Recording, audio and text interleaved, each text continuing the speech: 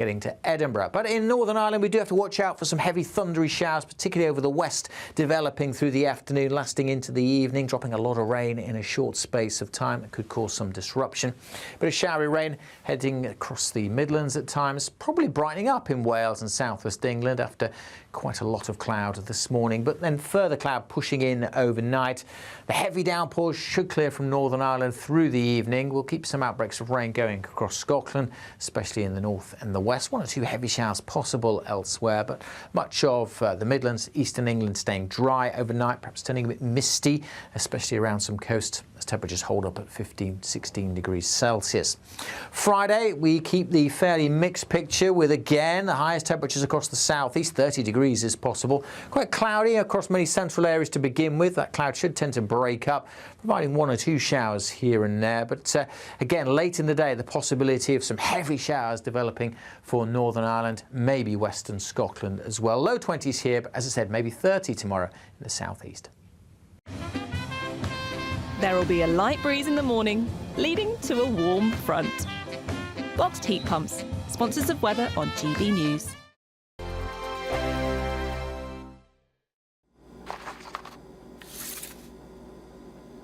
Crash Law 24 sponsors GB News Traffic and Travel Report. Good morning. This is the latest AI travel news from gbnews.com. On the M8 eastbound, expect delays between junctions 3 and 2 due to congestion. The A470 northbound from Nantgarve to Upper Boat remains closed. In East Riding of Yorkshire, 1 lane on the A63 eastbound is closed due to a collision. In Warwickshire, delays are possible on the M42 northbound at junction 3A due to a lane closure. In Oxfordshire, the M40 southbound exit slip at junction 9 is disrupted by a broken down vehicle. And on the trains, Avanti West Coast and London North Western Railway have disruptions between London Euston and Watford Junction. For more travel news, go to gbnews.com. Crash Law 24 sponsors GB News Traffic and Travel Report. Good afternoon, Britain. Weekdays from midday. Now imagine this. You spend your entire life dreaming of public service. You work your way up to become the Director of Public Prosecutions. You then become a Member of Parliament, and just next to your constituency is a world-famous museum hosting I'm imagining it, Tom. waxworks of famous figures, and you think, you dream that one day you will be featured in this mausoleum, for want of a better word. You become Prime Minister, and you think, now, finally, my waxwork will be on display at the world-famous Madame Tussauds. And then they say no. And then you find out that Theresa May has one. Oh. Yes, so Madame Tussauds, there's Theresa May. There she is in her suit. Yeah, she was always one for colourful outfits, Theresa May has a waxwork there, so does Boris Johnson, of course. It's reasonable to expect the Prime Minister would have thought that he would join the likes of David Cameron, Theresa May and Boris Johnson with a waxwork. Winston Churchill. Yeah. Winston Churchill has one. Harold Macmillan, apparently, was previously displayed. Tony Blair. Of course. Tony Blair, of course. But apparently, so Madame Tussauds can't be sure that he'll still be relevant in 5 years' time. That's the reason. Is that why they've said it? No. They can't be sure, so they don't want to put the money into it, presumably. Wow. I could imagine Keir Starmer commissioning his own. And yet, Lord Salisbury had a waxwork, the Marquis of Salisbury, Harold Macmillan, and David Lloyd George, of course.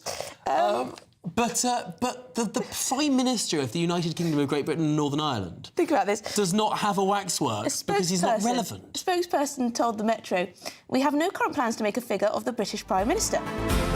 GB News, the People's Channel.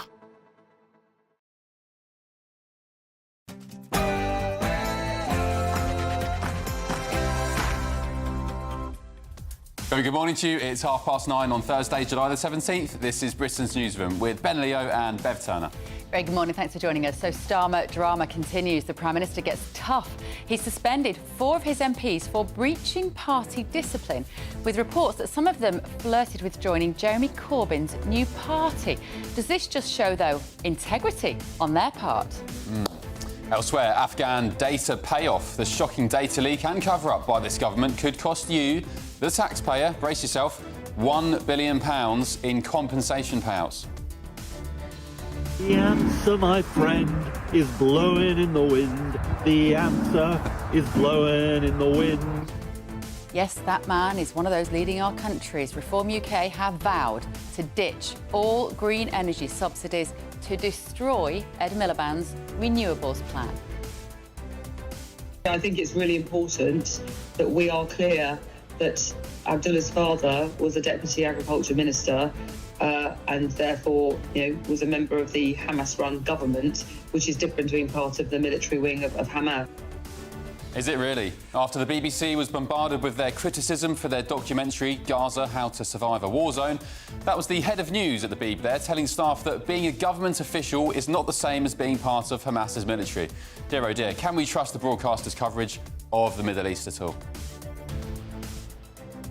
And breaking this morning, unemployment levels have climbed in the UK to a 4-year high, with 4.7% of Brits not having a job.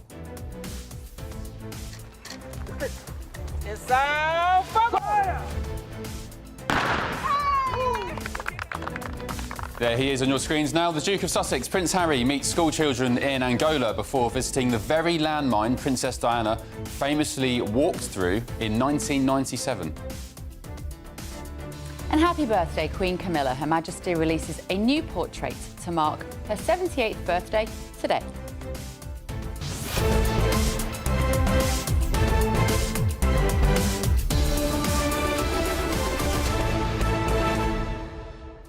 That's nice to see Prince Harry out and about doing something akin to his mother as opposed to all the celeb stuff.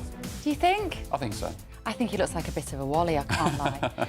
Because it's just so obvious, isn't it? It's like that's really scraping the bottom of the PR barrel, isn't it? Right, what can we finally do? They've got new PR people. What can we do? What did everybody love about my mum? They loved that she did landmine walks. Let's do that. Well, I think he has in his... I mean, I rarely defend Prince Harry, so let's just put that on the record. But in his defence, on this occasion, I think he's an ambassador for that charity, the landmine charity, and has been for a while. I mean, yes, I'd rather see him do that than just eat Meghan Markle's ridiculous edible flowers on a fruit salad, Yeah. maybe. Oh, am I being harsh? GBNews.com/your say. Let us know your thoughts. We've got a very good show coming up. Don't go anywhere. 60-second news update with Sam.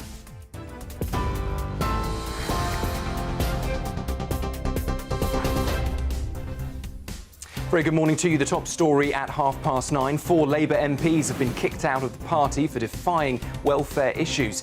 One slammed the move as petty, while Downing Street says it's all about loyalty before the summer break. Germany has agreed to make people smuggling a crime as part of a new UK migration deal. With boat crossings on the rise, Downing Street says the deal is a major step in tackling the crisis. In a pioneering first, 8 babies have been born in the UK using DNA from 3 people to prevent a rare disease. The NHS calls it a game changer, offering hope to families fighting genetic illness. Britain's jobless rate has risen to 4.7%, its highest in 4 years, with job vacancies falling. But wage growth still outpaces inflation, a rare silver lining in a weakening labour market. The Health Secretary is under mounting pressure today as crunch talks with doctors begin. They're threatening a 5-day strike unless pay is increased. The BMA is demanding a 29.2% rise. And a new portrait of Queen Camilla, smiling in a rainforest print dress, has been released to celebrate her 78th birthday. No royal duties today as she spends the day privately. Those are the latest headlines. I'll be back with the news at 10. For the very latest GB News direct to your smartphone, sign up to News Alerts by scanning the QR code or go to gbnews.com/alerts.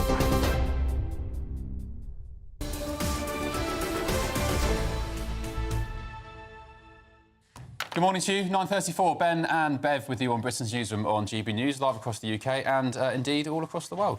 So, civil war has erupted in Labour. Yesterday afternoon, 4 Rebel MPs were suspended for breaches of discipline. Yes, they are Neil Duncan-Jordan, Brian Leishman, Chris Hinchcliffe and Rachel Maskell, who all had their party whips taken away. Now, it's only temporary, of course. There's only a few days left and they're going to all be off on their summer holidays. But this follows the MPs voting against the government's welfare reform bill, a rumoured Gaza rebellion and reports that they've been flirting with joining Jeremy Corbyn's party. So you don't have a problem with this, do you? No. Because I think we need more MPs who are prepared to stand up for what their constituents want. I almost don't care what their individual politics are. They're clearly not the same as mine. But I love the fact that they're prepared to say to the party whips, I have been voted in by my constituents for what I believe in, and I will stand up for what I believe in, even if you don't like it. But what does it tell us about Keir Starmer? Quite authoritarian, I guess, but isn't that the way politics has gone in this day and age? Not just with Labour. MPs no longer serve their constituents. They're whipped into voting with the government of the day, which I have always thought is a bit of a sham version of democracy, really. Yeah, but this does expose, you're right, it does expose that tension between the individual and the party ambitions. But when Keir Starmer seems to be giving across this air of authoritarianism, whether it's banging someone up for a tweet, or clamping down on free speech and civil liberties online, and all the different things that they're doing, it just paints a picture. I'm with you. Same with Jeremy Corbyn. Of course, I've shared very little politically with Jeremy Corbyn. However, to his credit, same with President Donald Trump, Nigel Farage, at least you know, and you've known for decades, what the guy stands for. He's a raging commie. Fine, fair enough. He's never hidden it. Compare that to Keir Starmer, the Prime Minister. You don't know what he stands for. So at least you know, whether you disagree with him or not, what he stands for. Yeah.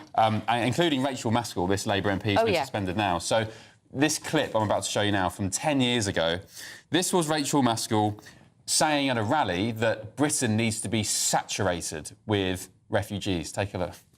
To shout so much more and say 20,000 is not enough, 30,000 is not enough. We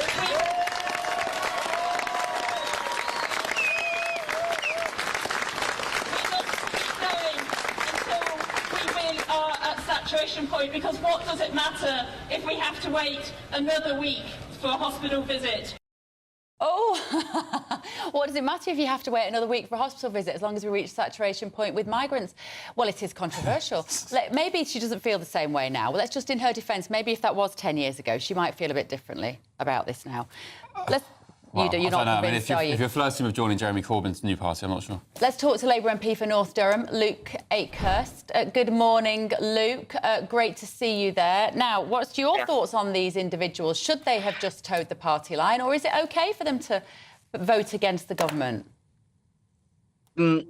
More than 40 Labour MPs voted against the government on the third reading of the welfare bill, and it isn't more than 40 people that have been disciplined. It's just a small number of people that either very actively organised after the government had made concessions, they carried on pushing and didn't fall into line, or they're kind of repeat offenders. So one of them, Chris Hinchcliffe, very actively organised against the government on its planning reforms, which was a massive part of our manifesto, was to make it easier to build houses. So having a Labour MP try and block that law change and then organise against the government on the welfare reforms, there's got to be a red line somewhere where there's some level of party discipline. One of the complaints that these MPs have been making is that they don't have contact with Keir Starmer, that he doesn't listen to them, he doesn't make enough time for his politicians to make them feel that they're part of a team.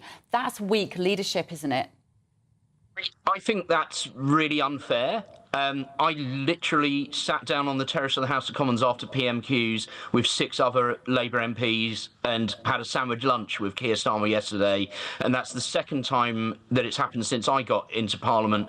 And I know that he has called in groups of MPs every Wednesday after PMQs. He sits down with people and asks them, what are the local problems in your patch? What are you happy with? What are you unhappy with?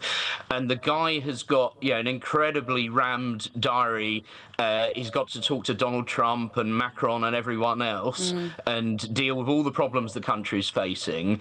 And I think it's quite impressive that he does find time to check in with backbenchers and find out what we think.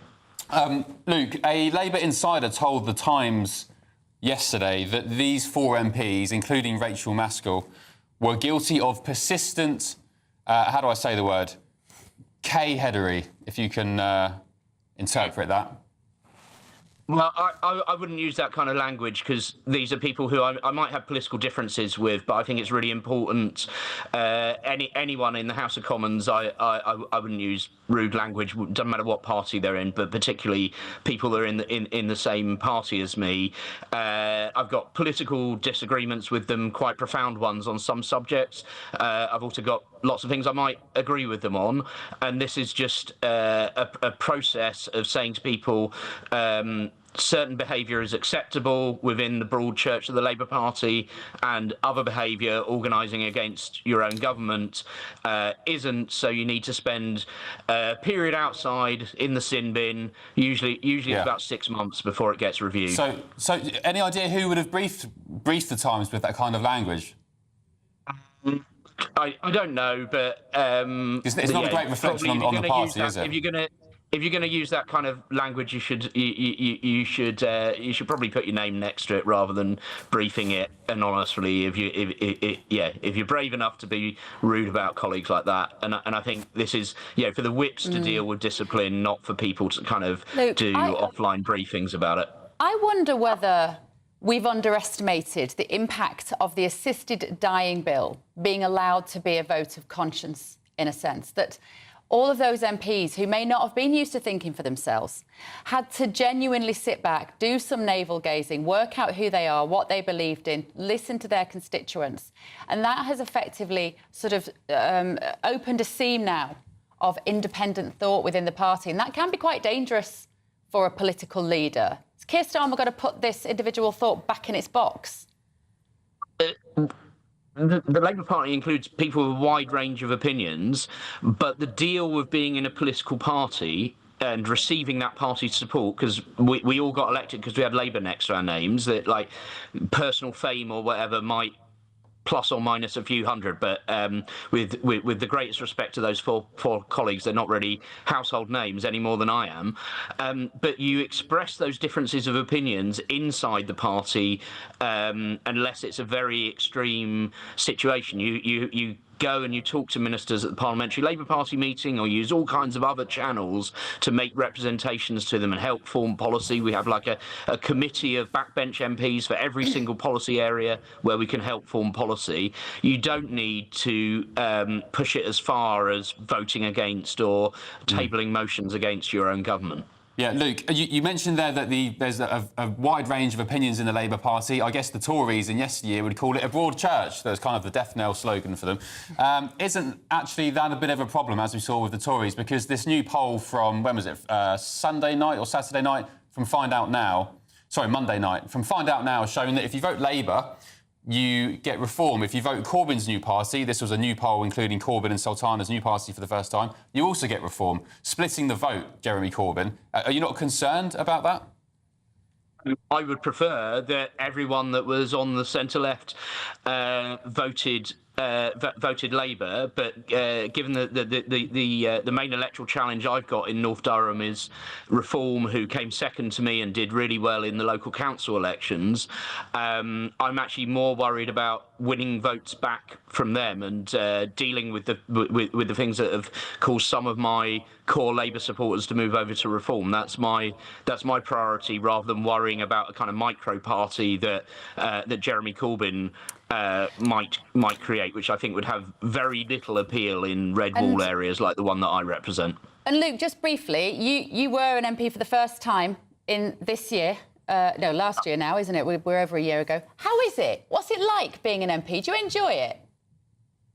I do, actually. It's like a very rewarding job in the sense of the amount of hard work that you do for local residents. So I've dealt with about 7,000 different inquiries, everything from, please can you get me rehoused, through to, concerns about policies.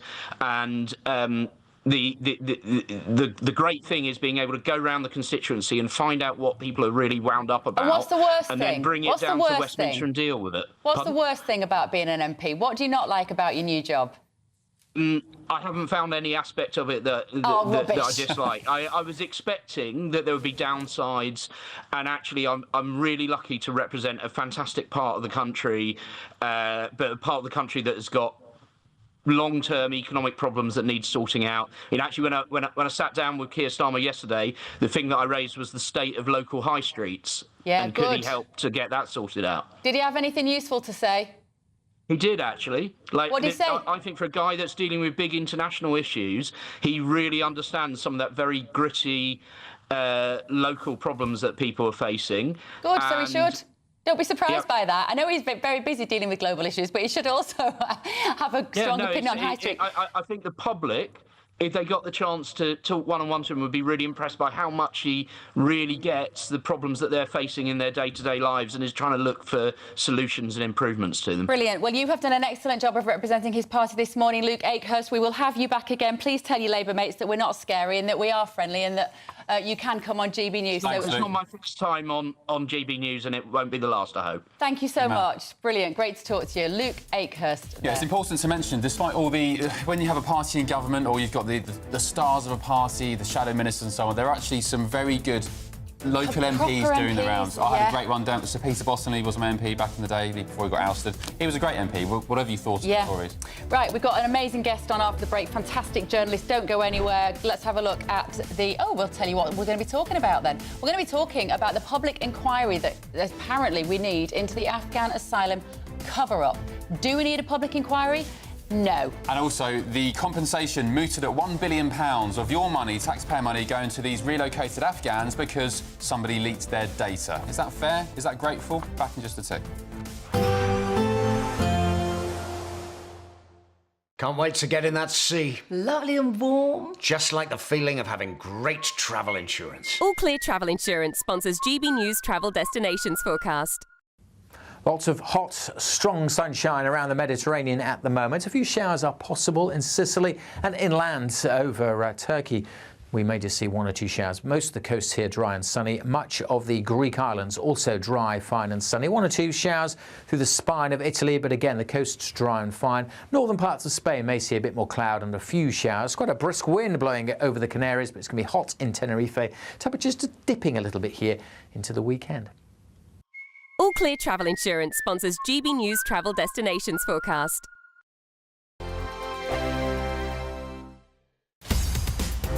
In the GB Newsroom, we bring you the news as it happens. With our team of dedicated journalists across the UK. We're ready to keep you up to date with what's happening every half an hour, every single day. Bulletins here on GB News. The People's Channel. Britain's news channel. GB News Breakfast. Every day from 6 a.m. Vegetarians have a greater desire to wield power more than their meat-eating counterparts. I mean, you like a sausage, don't you, Biggins? I like a sausage, but I have gone off meat per se, funnily enough, as I'm getting older. I think there are, you know, it takes a lot of eating a piece of meat, if you pardon the expression. And the older you get, the more you find that it takes a lot of eating. Yeah, exactly. Yeah. I must admit, I have more of a conscience about eating meat as I get older. Yeah.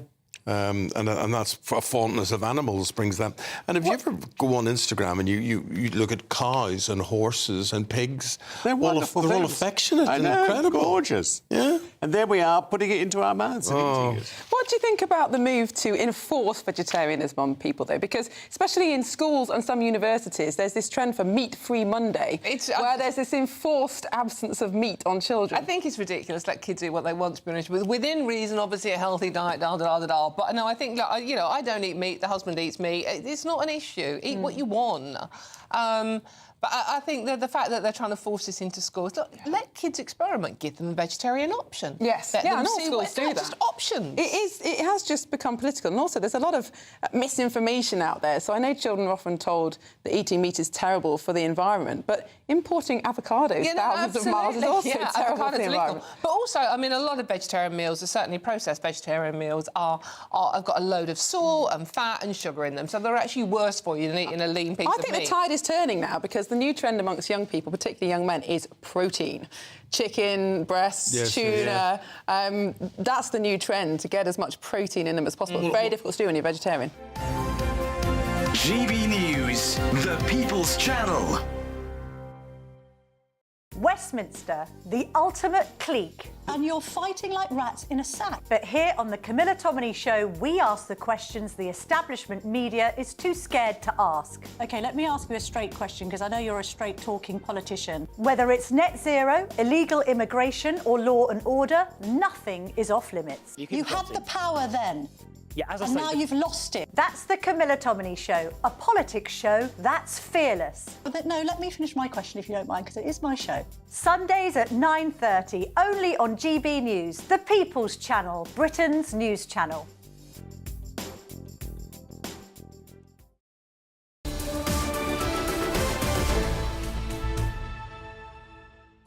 Welcome back. 10 to 10 on Britain's Newsroom on GB News with Ben and Bev. Now, there are concerns that compensation claims over the breach of thousands of Afghans' data could be as high as £1 billion. I mean, I find this story staggering. Lawyers working on the case have already allegedly signed up thousands of Afghans implicated. So those include Afghans who have, as a result of the League, been granted asylum status here in the UK. And that comes as politicians who were in the Conservative cabinet at the time of the leak have, well, pretty much distanced themselves one-on-one yesterday. Robert Jenrick, Suella Braverman, all firing off tweets, trying to get as far away from the scandal as possible.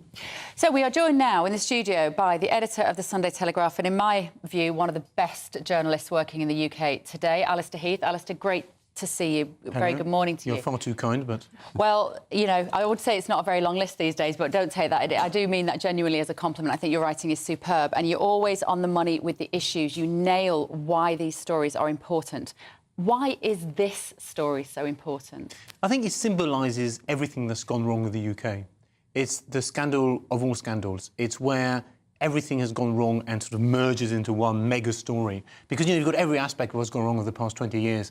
The war in Iraq and Afghanistan, which was a disaster, excessive amount of immigration and not enough integration, which was a disaster, you know, the grooming gang scandal, everything, it all comes together. The powers that the state seized during lockdown, the war on free speech, and it all comes together in this story, which is a major scandal, a major, major cover-up and a disgrace, frankly, an absolute disgrace.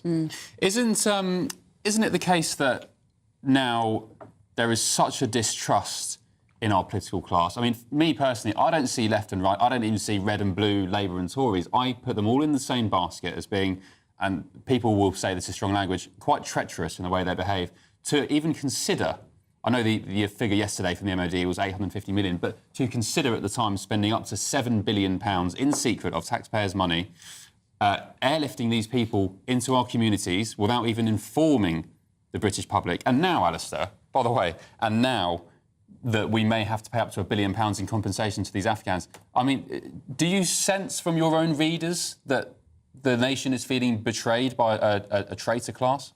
Or is that too strong? I wouldn't go that far myself. I think these politicians are wrong and incompetent, but I wouldn't go further than that. You think it's just incompetence? I think the ideology is also wrong, because I think they don't particularly like nation states. They're obsessed with human rights law. They are what I call social democratic universalists. That is to say, they believe that the British welfare state and the British state has a duty that's roughly equal when it comes to foreign citizens or British citizens, which is why, you know, they've got this, they're very interested in the duty of care when it comes to, for example, these people that are coming over. But I think the fundamental issue here is that this is a scandal that engulfs both Labour and the Conservative Party. And therefore, you know, this whole idea that the two parties are far too close, far too similar, far too in the middle, has been proved to be correct, right? The Conservatives did this in the first place, and Labour kept it going for a year. And that's unacceptable. There was no competition, effectively, between those two political parties, no disagreement.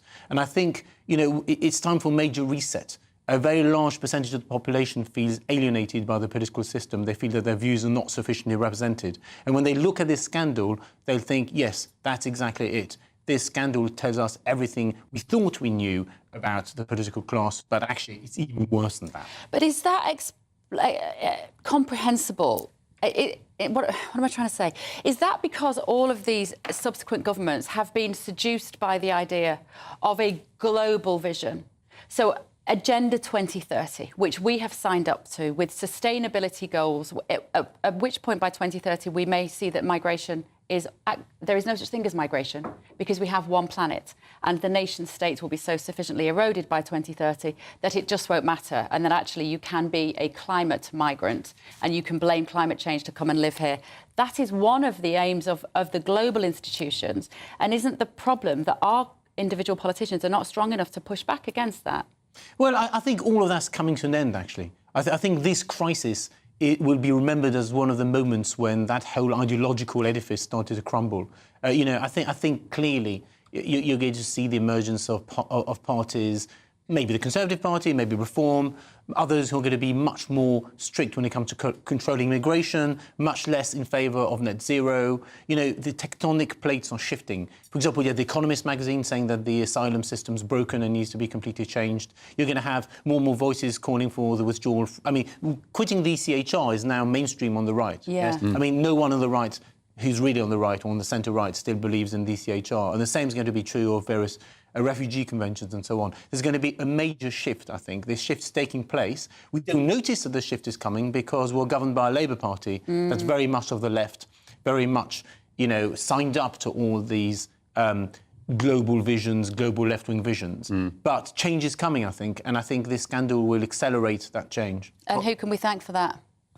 The change coming. I think social media plays a big part in that, alternative media, and actually newspapers like your own that are managing to stay on the... I think, obviously, journalists have exposed the scandals and downsides of this ideology, but also normal people are noticing that it's not working, right? And when you realise there's a problem, when you see these scandals, when you see that things are, the price of energy is spiraling out of control, there's going to be, energy rationing, there's too much crime, all that kind of thing, it makes you question the dominant ideology. Right. Alistair, thank you so much. Really appreciate your company and your eloquence, Sunday Telegraph editor. Crash Law 24 sponsors GB News Traffic and Travel Report. Good morning, this is the latest AI travel news from gbnews.com. The A470 northbound from Nantgarv to Upper Boat is closed for maintenance, with diversions set up. The A63 eastbound near the M62 and A1034 junctions in East Riding of Yorkshire has 10-minute delays after a collision. Expect normal conditions shortly after 10 this morning. In Greater London, the M25 anti-clockwise faces 30-minute delays between junctions 30 and 28 due to congestion, with clear conditions predicted after 10. And on the trains, there is disruption on Avanti West Coast and London North Western Railway between London Euston and Watford Junction. For more travel news, go to gbnews.com. Crash Law 24 sponsors GB News Traffic and Travel Report. Imagine having an extra £1,000 to spend each week for an entire year. £54,321 in tax-free cash could be yours. Cash to spend however you like. £54,321 in cash could be landing in your bank account this year. For another chance to win £54,321 cash, text cash to 63225. One entry costs £2.50 plus one standard network rate message. Or text bonus to 63225. 5 entries cost £5 plus one standard network rate message. Go to gbnews.com/win. Entries start at £2.50. Call 0903 686 3232. Calls cost £2.50 plus your network access charge. Or post your name and number to GB14 PO Box 8690 Derby DE1 9TT. UK only. Entrance must be 18 or over. Lines close at 4 p.m. on the 1st of August. Please check the closing time if listening or watching on demand. From the school run to the home run, watch a new show for all of Britain. He can say whatever he wants. A straight talking show where all voices are heard.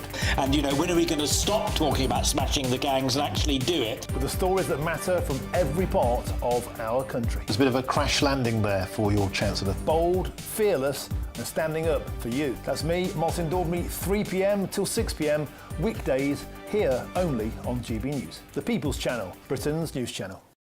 Westminster's full of talk, but out here, it's the real world. Am I allowed to talk now? No, that's it. This is where it matters, real people and real lives. That's what politics is all about. The fact has Trump made a good start? No. Straight answers, no spin, and just a couple of pints. How many fingers have I got up? About 10. So join me for Lee Anderson's Real World every Friday at 7 p.m. only on GB News. The People's Channel, Britain's news channel.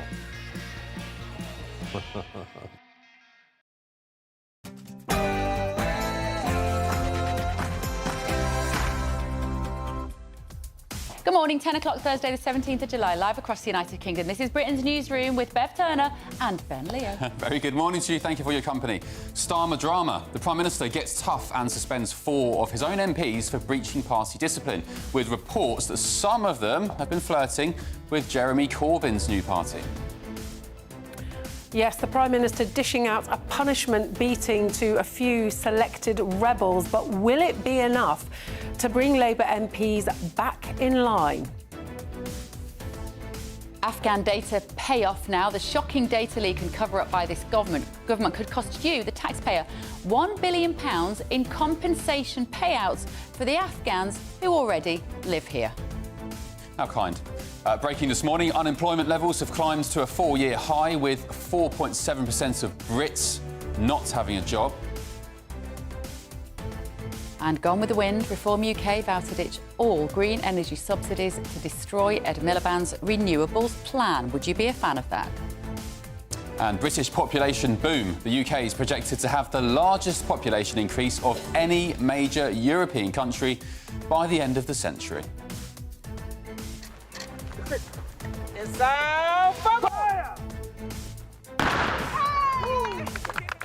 And if you're listening on the radio, that was Prince Harry detonating a landmine because he's been in Angola to visit school children and visit the very landmine that Princess Diana famously walked through in 1997. And sticking with the royals, happy birthday to Queen Camilla. Her Majesty releases a new portrait to mark her 78th birthday today.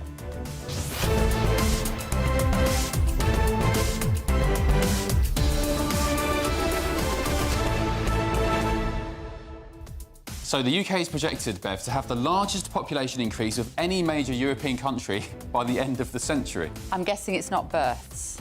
It won't be babies, that, will it? We're not having enough of those. That's going to be immigration, presumably. Yep. Maybe it's a combination of both, but and also we are a tiny little country. We can't really afford to have the largest population increase of any major European country because we have such a tiny landmass. And coming in on the tube this morning, let me tell you, this city is feeling like it is bursting at the seams at the moment here in London. I'm terrified by the idea that we have a greater population increase. I'm just digesting that again. The largest population increase of any major European country by the end of the century. That's frightening. Yeah, it is. What will the country look like for your children, for your kids, my kids, your grandchildren? What would it look like? Where are they going to live? Will it resemble anything like it does today? I remember being 10, 11, 12 years old, absolutely dreaming of wanting to live in London. I love the place. I'm an Arsenal fan. I used to go to Highbury a lot. And now I'm old enough, I don't want to live in London because I see how dramatically it's changed in just 20 years. Yeah, it's a shame, isn't it? But let us know your thoughts this morning. Maybe if you're not living in a major city, you don't know what all the fuss is about. gbnews.com/your say. Let's get a news hit now with Sam.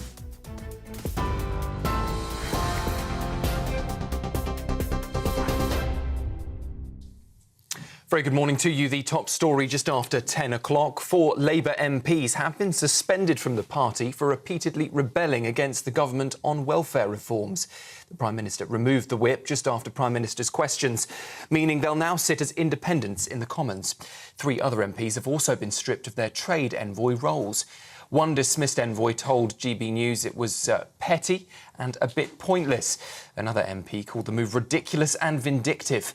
Downing Street insists it's about stamping out disloyalty before Parliament's summer break. Germany has agreed to make people smuggling to the UK a criminal offence as part of a major new deal with Britain on migration, defence and trade. It comes as the German Chancellor visits the UK for the first time since taking office, with Downing Street hailing the move as a boost to tackling small boat crossings. More than 21,000 people have crossed the Channel so far this year. That is up more than 50% on the previous year. The visit also includes £200 million of German investment here in the UK and talks on defence exports and, of course, the war in Ukraine. In other news, a pioneering first. 8 babies have been born in the UK using DNA from 3 people to stop deadly genetic diseases from being passed on. The technique replaces faulty mitochondria from the mum's egg with healthy ones from a donor. It means children inherit almost all of their DNA from their parents, but some from another woman. All 8 babies were born free of mitochondrial disease, an incurable condition that can be fatal in infancy. The NHS calls it a game changer, offering hope to families fighting genetic illness. Britain's jobless rate has hit its highest level in 4 years, rising to 4.7% in the 3 months to May. That's worse than expected, as wage growth also slowed to 5%, the weakest in nearly 3 years. The ONS says the labour market is continuing to weaken, with job vacancies falling for a 3rd year straight. It comes as economic uncertainty and rising business costs are piling pressure on employers. Crunch talks are due this week in a bid to stop a 5-day strike by resident doctors in England, set to begin on the 25th of this month. Health Secretary Wes Streeting is meeting the BMA's Resident Doctors Committee today, but tensions are already high after he questioned their credibility as a negotiating partner. The government says there's no more money for pay rises, though talks may address working conditions. The BMA, though, argues doctors need a 29.2% uplift to reverse years of pay erosion. The last round of strikes cost the NHS £1.5 billion and also delayed 1.5 billion in appointments. Well, the world's largest crane, nicknamed Big Carl, is lifting a 245-tonne steel dome onto the first reactor at Hinkley Point C. I believe we have just lost those remarkable pictures for you, unfortunately, but I can tell you it is a key moment for one of Europe's biggest energy projects. That dome, which I hope we may be able to show you later on this hour, will cap the reactor, now fitted with a giant polar crane. And once complete, Hinkley Point C will power around 10% of the UK's electricity. And just before I hand you back to Ben and Bev, a new portrait of Queen Camilla has been released to mark her 78th birthday. It shows her smiling at her Wiltshire home in a rainforest print dress. Taken by Chris Jackson, the photo also shows her emerald-cut engagement ring and a gold pinky ring made of circular plaques. Well, now you know. The Queen is expected to spend the day privately, a contrast to last year when she joined King Charles at the state opening of Parliament. Those are the latest headlines for now. I'll be back with you in around half an hour's time. For the very latest GB News direct to your smartphone, sign up to News Alerts by scanning the QR code or go to gbnews.com/alerts.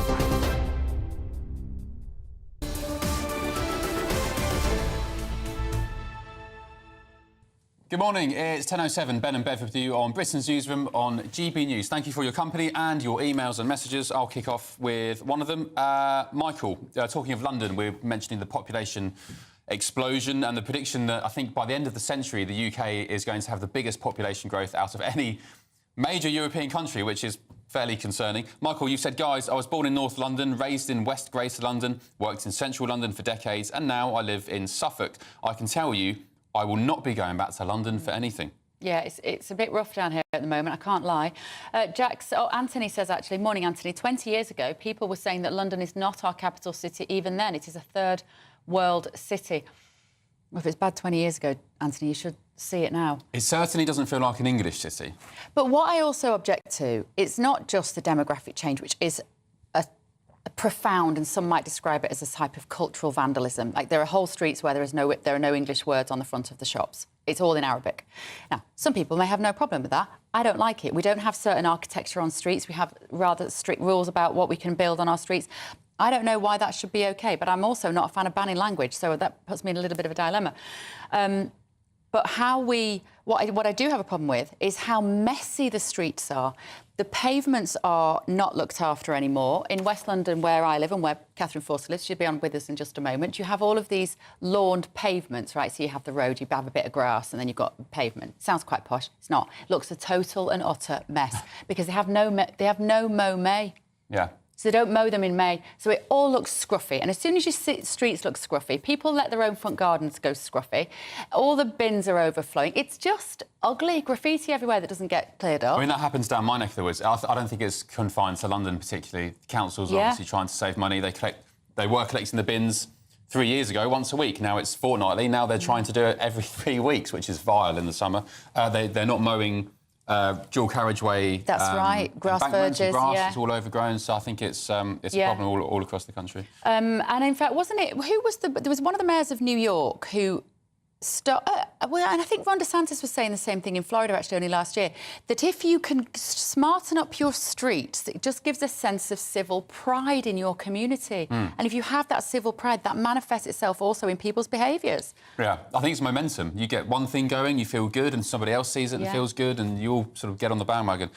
Guy said about the Afghan scandal, I think there's a good chance the whole thing, from the thousands of names on the list to hiding the names on the spreadsheets, the panic-induced injunction to the need to repatriate unvetted foreigners, could all be the work of a hostile foreign power seeking to further destabilise the UK. Just let that sink in. Well, we were talking to Alistair Heath there, and I pretty much said, is this intentional? It seems intentional. I don't believe in just incompetence. He thinks it is incompetence, but with a caveat that politicians do subscribe to, as you were talking about, the global agenda, the international order. So whether it's intentionally meant to happen or not, maybe it's just subconscious. And Terry has said, how narcissistic of Prince Harry to dress up like his mother and walk through what was a minefield, but has long been cleared of any mines. He's a nutter. He needs help. Thanks, Terry. We'll pass that on. He was detonating a mine, though, in that clip. Which we'll show you later. Well, apparently he was detonating a mine. Right, let's move on. Israelis Aviva Siegel and her husband Keith Siegel are speaking at a press conference in London this morning. They're sharing their experience of being held hostage by Hamas. Yeah, it's their first time speaking in Britain about their ordeal at the hands of the terrorist organisation. We're going to be going live to London shortly for that, and they'll both join us later in the show to talk about their horrific experience. And, of course, that's terrible timing with the head of BBC News being caught on camera saying that actually the Hamas government was different to the terrorists. Oh, goodness me. We're going to be discussing that later. Now, if you want to keep up to date with that press conference, you can go to GBN2, scan the QR code on your screen now with your camera phone, or head to GBN2 on YouTube. Right, civil war has erupted in the Labour camp as 4 rebel MPs are suspended by Sir Keir Starmer over a breach of discipline. That's right. Neil Duncan-Jordan, Brian Leishman, Rachel Maskell and Chris Hinchcliffe all had their party whips removed. So, to tell us more about this, we're joined by Catherine Forster and my neighbour. We won't talk about messy pavements, Catherine. This is much more important. How problematic is this for the Labour Party? What does it tell us about this Labour Party? Well, it tells us that the Prime Minister is trying to re-establish his authority after that pretty disastrous welfare rebellion. And it seems to me that the government has got itself into the worst of all possible worlds, because the $5 billion that they wanted to save each year from the welfare bill, they're not going to save any of that. They had to pretty much gut the bill just before the vote because of these rebellions. They've upset a lot of people with that. Rachel Reeves probably going to have to put up taxes as a result. 47 Labour MPs voted against the final sort of version of that bill. And, a huge threat to the Prime Minister's authority. So this is him trying to say, look, there can be consequences, teaching a few selected MPs a lesson that the government says have had repeated breaches of party discipline, and hoping that that will send a signal that when MPs come back in September, they will toe the line. But I wouldn't hold your breath on that. Now, worth saying, of the 4, 3 only came in last summer, but one of them, Rachel Maskell, has been a Labour MP for 10 years. Last night she said she didn't see herself as a rebel, but she tabled an amendment which pretty much cost the government billions. And worth saying too that this time last year, 7 Labour MPs had the whip stripped off them over a vote about the 2-child benefit cap. So very difficult. Yes, he's not messing around, is he, the Prime Minister? We're trying to... I mean, he said by his own admission... Do you remember, was it last week or the week before? I'm a bit of a hard B word. So he's trying to act tough, isn't he? Yeah, he is. But the thing is, you've got to bring people with you. I mean, there's Labour MPs that think this is entirely fair enough. You've got to have party discipline. But there's others that are very upset that think that this is a sign of weakness. And fundamentally, the welfare cuts weren't handled well. They seem to have been rather high-handed. They announced it as a way to save money. It's difficult for Labour MPs who have come in not wanting to cut money for disabled people, for pensioners and so on. But look, governing is hard. There's not much money around. They haven't handled it well, and we're hearing that the Prime Minister is going to spend more time talking to MPs. One of these last night said that the Prime Minister had never even spoken to him. Who was it? Which one said that? Because I was hearing that the same interview, but I didn't catch which one of them was. I think it was Brian. I think it was Brian. The Scottish. It was. Yeah, you're right. I think it was so. Brian. And we've heard that from other people as well. That I think there's been an assumption from on high that because they've got hundreds of MPs, that they will sort of do as they're told. And obviously the PM has been very busy with international affairs. I mean, rightly, but I think they're going to need to work much harder at keeping MPs on side. I'm not sure that this is going to have the desired effect. Catherine, what's the word on the street about these 4 rebels potentially joining Jeremy Corbyn's new party? That new poll that was out a few days ago, which was the first poll to include Corbyn and Sultana's new party, which I think is still nameless, they were on 15%. Labour on 15%, so the vote split. Tories 17 and Reform 34. Is there any chance these 4, or 1 or 2 or 3 of them could be joining Corbyn and Sultana? We just don't know at the moment. I mean, a couple of them said yesterday they're still absolutely committed to the Labour Party. There is rumours that perhaps Chris Hinchcliffe, who's sort of NIMBY-in-chief, he objected to planning reforms, that he might go over to the Greens. But this new party, it was very bizarre how it was announced, because Zara Sultana, one of the MPs that had the whip stripped off her last year, said, I'm setting up a party with Jeremy Corbyn. And then an hour later, there was news that apparently Jeremy Corbyn wasn't happy about the timing, hadn't agreed to the announcement and so on. So let's wait and see if it happens. But if it does happen, that could do very, very serious damage to Labour, just in the way that Reform has damaged the Conservatives. Labour will have big problems potentially if Corbyn and company get their act together. And I think I genuinely think if you are Keir Starmer and you've got so many MPs, it is incumbent upon you to make those MPs feel listened to, valued, appreciated, and somehow you have to persuade them to go with you and your team, even on occasions when you may not believe it. I think it speaks of a man who is supercilious, who doesn't inspire his team and doesn't have the leadership qualities necessary to manage such a big government.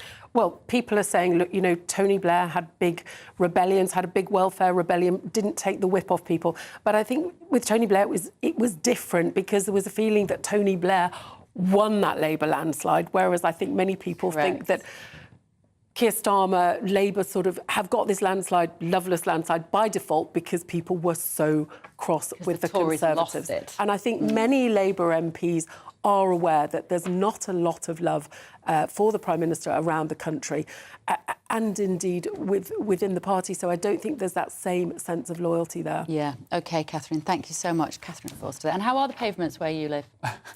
They're very messy, aren't they? Yeah, but they're talking about the grass being left long. Of course, it saves councils money. But if you've got a dog, it's an absolute nightmare, because those seeds get into their ear. And I've had a few emergency trips to the vet at sort of £500 a pop. Well, there's an element of messy pavements I hadn't anticipated. I've got a question. Go on. Which you may or may not know the answer to. You know, when you're driving down a dual carriageway and you're coming up to a roundabout, are the verges in the middle, which separate the lanes, are they deliberately high so you can't see the oncoming traffic around the roundabout? They shouldn't to be. make you stop? Is that a thing? I don't you might not know the answer. I don't know. You've flummoxed us. I don't know. Because normally you'd want to just roll into a roundabout, and if there's nothing coming, you don't have to stop. You can just keep going, pop it into third or something. No, I think it's dangerous when you have visibility impeded. There's consistently high grass or whatever blocking the view, so you're forced to stop whether there's something coming or not. Anyway, there we go. Yeah, have you seen that as well? It's all saving money, isn't it? Say again? I imagine it's all about saving money. Of course it is. Saving money at the cost to potentially dangerous driving. Right, well, if the councils are saving money, you could win money, because it's your chance to win in our Great British giveaway. £54,321 up for grabs. It's tax-free as well. Here's all the details you need. We're here at Downhall in Essex to enjoy the finer things in life. And it's your chance to win £54,321 in cash. It's like having an extra £1,000 in your bank account each week for a whole year, which means that you'd be able to indulge in treats whenever you wanted to. That extra cash each week could send some of those day-to-day financial stresses packing this year to enable you to sit back, relax and do nothing. Make sure you don't miss out on our biggest cash giveaway to date. For another chance to win £54,321 cash, text cash to 63225. One entry costs £2.50 plus one standard network rate message. Or text bonus to 63225. 5 entries cost £5 plus one standard network rate message. Go to gbnews.com/win. Entries start at £2.50. Call 0903 686 3232. Calls cost £2.50 plus your network access charge. Or post your name and number to GB14 PO Box 8690 Derby DE1 9TT. UK only. Entrance must be 18 or over. Lines close at 4 p.m. on the 1st of August. Please check the closing time if listening or watching on demand. Good luck. Good luck indeed. Now still to come, strike crunch talks. Last-ditch attempts will take place to stop resident doctors hitting the picket line next Friday. You're with Britain's Newsroom on GB News.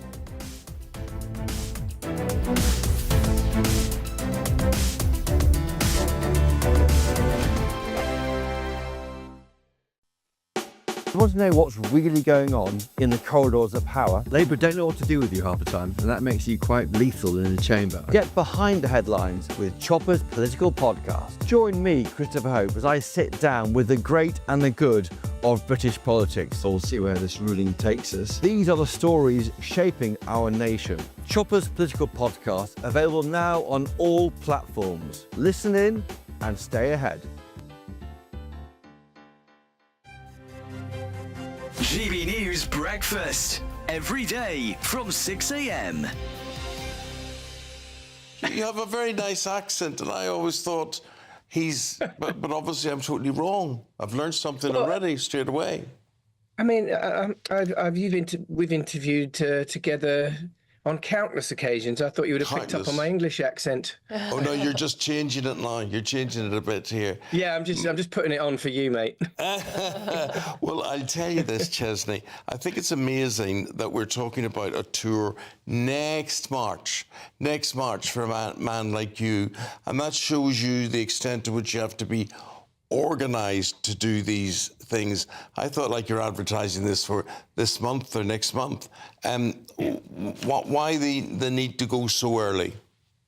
Oh no, it's just to give people plenty of advance notice. You know, these days life comes up very fast, doesn't it? So I'm always touring, Eamon. I've actually got some headline shows coming up next week. I'm in Cardiff and Southampton, but we've just announced this headline tour for next year. So I thought I'd get it out there and let people know in advance. You know.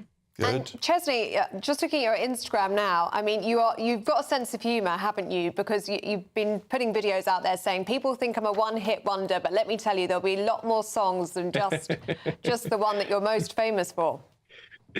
Yes. Contrary to popular belief, there are other songs. So looking forward, I've got a new album out right now, Ellie, and it's all been very, very well received. I'm so honoured and grateful for that. And so, yeah, I'll be performing some of this new album out on the road soon. You guys should come. GB News, the People's Channel. Exciting news. Every Friday, my Patrick Christie's Tonight Show is going to have a twist to it. We're welcoming some special guests. You. That's right, on Fridays I'm going to be doing my show in front of a live studio audience because this show is about you and what you have to say. It's going to be the same big debates, same big topics, same big opinions. But every Friday night at 9 p.m, you are invited to come on down to Patrick Christie's Tonight to be a part of the action. Only on GB News, the People's Channel, Britain's news channel.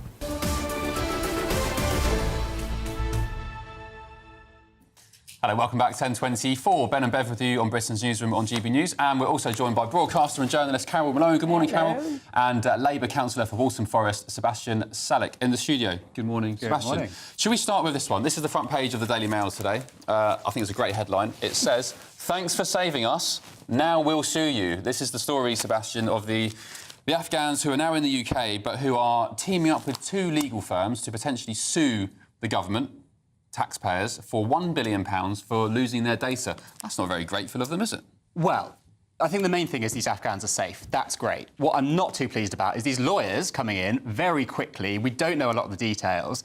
All of a sudden trying to put a case together. We don't even know what they're suing for. So it's very, very early to be coming in on all of this.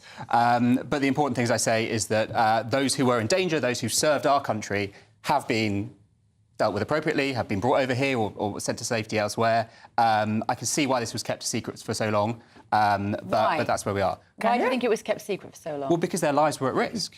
You really believe that's the reason they kept it secret? I think so. If you're on a Taliban hit list and you're in danger of your life and you've served a country, it's the duty of that country to make sure that you are sent to safety, whether that is in your own country, in Pakistan or in Britain, as it may be. We have a duty, and both governments of both colours acted on that duty. OK, well, I would take huge issue with that. I think, first of all, we're hearing that 100,000 are going to be brought in. 16,000 have been smuggled in secret already. Not sure why they were smuggled in secret if you think it was for their own good, because once they're here, they're safe. But they weren't. And that injunction was taken out by the Tories originally. But Labour had it in place much longer than the Tories did. So I don't believe for a second it was about. I believe it was to hide their own incompetence. Just on that number, then. Well, no, let me 100,000? finish. 100,000 they're saying could be coming. That's the people that are on the hit list. 16,000 are already here. 7,000. They're saying 20... significantly lower. Sorry? The figure I'm seeing is 7,000. Well, that's not the figure I'm saying. I don't know why I'm saying that, but if you read all the papers today, that's not the figure. The figures are that 16,000 are already here, and there should be 23,900 inspected in total, but maybe even more than that. Now, the figures in Compo that have been put out for that is £1 billion. That doesn't take into account housing them, taking care of them, and all the rest of it. And as Seb says, these lawyers are like vultures. They're straight in, and the estimates are that each person who sues will get up to 250 grand each. Why would they get that when they've been brought here? They've been given a new life. They will be taken care of in terms of benefits and all the rest. And then they're going to sue the country that's giving them this new life for billions of pounds. And the people that are going to pay for that are British taxpayers who were kept in the dark about this situation. Well, hang on, let's not conflate the two. If you've got £250,000 in your pocket, you don't qualify for benefits anymore. So it's one or the other. Well, how don't you? Well, because if you have £16,000 or more in savings, you don't qualify for universal credit. Mm-hmm. OK, but there are other benefits. How will they get a house? They'll be given housing, no doubt. They'll be given access to healthcare. Well, not they'll if be they've given got access £250,000 to in their education. They'll be given access to all the things I just said. We can buy a house with that. Well, you can if you live in the middle of nowhere, but you can't if you're going to be in London. And you still you're ignoring the other things I've said. Healthcare. Education. Well, of course. All of that is going to cost money. State-provided services. All of that is going to cost money. And these are people whose lives that we have put at risk. It is on us to give them that. It's a very basic Don't you think the story, I think the story is because the people who are in danger are now safe. The story here is the scandal of all scandal, that the state conspired against its own people to keep this secret and continued to do so, even when these people were here. How did they conspire against their own people? Well, they took out the super injunction, Seb. That's conspiring against your own. But I'll tell you why. Because they were preparing to at one point to spend £7 billion of taxpayer money at a time when they're pleading poverty. Pensioners are dying and farmers are literally killing themselves because of the policies of this government. Now, anyway. Previous government. So up to £7 billion of taxpayer money was being prepped to spend on literally airlifting these people into the country without even considering telling the British public. Who are paying for it? Telling anybody, because it's the safety of these people and it's their lives. You trust them after the fact? You think they would have come out and said, by the way, guys, 4 years later, by the way, 4 years ago, we did this. Well, that's exactly what happened. Threats were made. No, that's not what happened. Well, talk to me. The Daily Mail and other newspapers had the story. were spending tens and hundreds of thousands of pounds on a legal challenge, which John Healey only recently tabled to the High Court, and they agreed that it should be made public. Yes, the review was put to the High Court, and then the super injunction was lifted. Right, once these people's lives were safe. So that was just the crucial. This was a cock-up of monumental proportions. They actually. Look, I'm not defending the cock-up, as you put it. And you know, the bottom line is that the data that was released should not have been available on a spreadsheet. It should have been kept in a secure database. And that is why they've tried to hide this, because they made a monumental mistake. And has anybody been fired yet? Has anybody been held to account? Is anybody going to be prosecuted over this? Because they damn well should be. And it all started with Tony Blair and an illegal war. Let's also remember that. Yeah. We're going to bring you some breaking news. Just bear with us. It's embargoed, this. It's worth just hanging on for another 30 seconds. It's massive breaking news in just a moment. We can't talk about it. Briefly, Sebastian, what moral is learnt from this tale of Afghanistan? That's a really great question. I think it is to do with internal procedures and how you, as Carol says, how you protect data, how you share data. Clearly, someone has made a massive mistake here and is feeling awful right now. But it's way bigger than that. Do not hide things from the people. Because sometimes you have to. We have a secret service for a reason. Share My 5 publish everything they have. There's a reason. That's entirely different, and you know it. Well, explain to me why. Let me finish. When the trust is broken between the voters and the people who lead them, you don't have democracy. Okay. And that's breaking news. After you. Labour are giving the right to vote to 16 and 17-year-olds. This is part of some might say shocking new electoral reforms. Yeah, this is all in a bid to modernise democracy, apparently, and restore trust in politics among young people. The government are going to look to extend voter ID to include bank cards and impose tougher rules to prevent foreign interference during elections. We're dropping the news. We want to discuss this, Carol. Yep. Labour obviously think this will be good for them. The 16 and 17-year-olds are going to be able to vote. Will it? Do you know what? No, because a poll came out today and said that half of 16-year-olds don't want to vote. But anyway, that's by the by. And Labour are being really stupid here, because I think that a lot of young people now are onto reform. If you look at Farage, after he was in the jungle, he went on TikTok. He got millions of young followers. Anyway, that's by the by. But this is a desperate attempt by a government that knows it's stuffed, and to try and stay in power, it's going to give votes to immature, inexperienced kids who, frankly, when you're 16, and I'm not being insulting, you've got teenagers, I wouldn't necessarily trust them across the road, never mind put the next government in power. And I just think it's a really bad move. Kids aren't politically developed at 16. You might get the odd one who's like, who was very invested in politics at that age, but very few. And Labour are doing this because, historically, young people have always voted for the Labour Party. Yeah, and those days are gone. I think you're right. You hit the nail on the head in this fact that actually the younger people that I talk to, and I've got 2 teenagers in my life, they are all much more inclined to lean to the right. Which I think is even more important, that Labour is doing this and doing it in the name of democracy, frankly. You think back to being 16, not everybody goes to university. They join the jobs market, they go out there, they earn, they pay taxes. Why shouldn't you be able to vote as well and have a say in your future? So it's about forward-looking decisions, things we vote on today. On Labour at the next election? Well, that's up to Labour so many young people love reform. Well, maybe they do, but and that's an electoral problem that Labour has. But this is a democratic decision we're seeing being made, and it's incredibly important that people can have a say in their future. Dare I bring it up? But look at Brexit.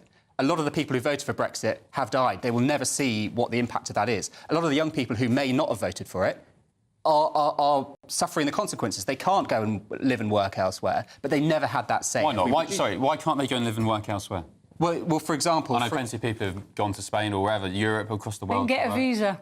Well, yeah, you can get a visa, but it's a tricky process. You can't just turn up and live and work. It's not a tricky process. It's like it was before. You just apply for a visa and invariably you get one. This idea that kids are now prisoners in the UK because of Brexit is a joke. But you're saying this is about democracy. This is not. This is gerrymandering. This is actually barefaced ballot box stuffing. That's what they're doing. They know that the people that voted them in are never going to vote for them again. So they're trying to find a whole new tranche of people who will. One of my issues with this is we are at dangerous risk of losing childhood in this country and all across the world, actually, viewing 16-year-olds as adults. And I liked that line in the sand, because I think voting is an important part. Obviously, it's fundamental democracy. And therefore, I worry that if we start to view 16 and 17-year-olds as adults, what else will we therefore move towards permitting? But we already them to do. They can work, they can marry, they can do grown-up things already. Why not give them a vote as well? Carol, I'll come back to you on that. Well, actually, let me just take you. Can I just ask you a quick question? You can ask me in a second. Go on. But you said they can do everything. I'm afraid 16-year-olds are given special treatment in terms of if they commit a crime, they don't go to jail at 16. They don't go to jail until they're 18. So if that's the case, maybe if they get the vote, maybe the other things should be moved for them too. Well, you're right, yeah. There are some things you question. can't do until 18, like drinking and smoking and all the rest of it. You have both said in this discussion that young people are going to vote for reform and that this is gerrymandering on the part of the Labour Party. So? Which one is it? It can't be both. So it's trying to set up the election in favour of themselves. Well, if you think everyone's going to vote reform who's 16, well, then surely that's what Labour Carol's saying is I think Labour are misguided. Labour probably think that youth will vote for them. Well, Labour see the same polls that we do. Why are they misguided? They don't quite get the pulse of the nation. I think there's an air of arrogance with Keir Starmer on many fronts, but I think they just by default reckon that 16-year-olds will vote for Labour because that's how it's always been. I don't think they quite... You can see it with the social media followings of Reform UK, Nigel Farage.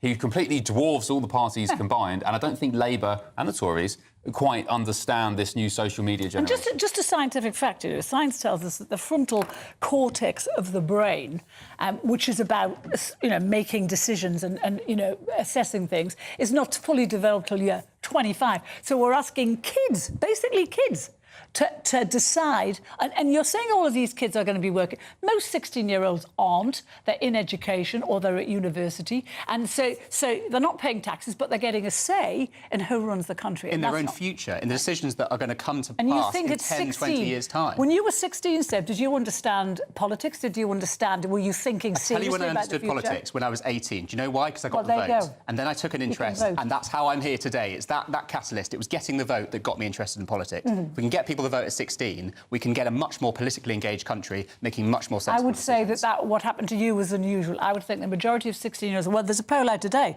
Half of them don't want to vote. They say they just... Half of them do. Should we deny them that right? Yes. Because they're not ready for it. It's not a right. I think that's extremely it's not a patronising right. to young It's people. not at all. Young It's people have had a this huge for years and responsibility. years. It's a huge responsibility. Okay. And it's one that I trust them to hold. Right, Caroline, Sebastian Selleck, thank you so much. So let us know what you think about that breaking news this morning. We'd love to hear from you. Yes. Still ahead, though, we're going to hear from the husband and wife, Aviva and Keith Siegel.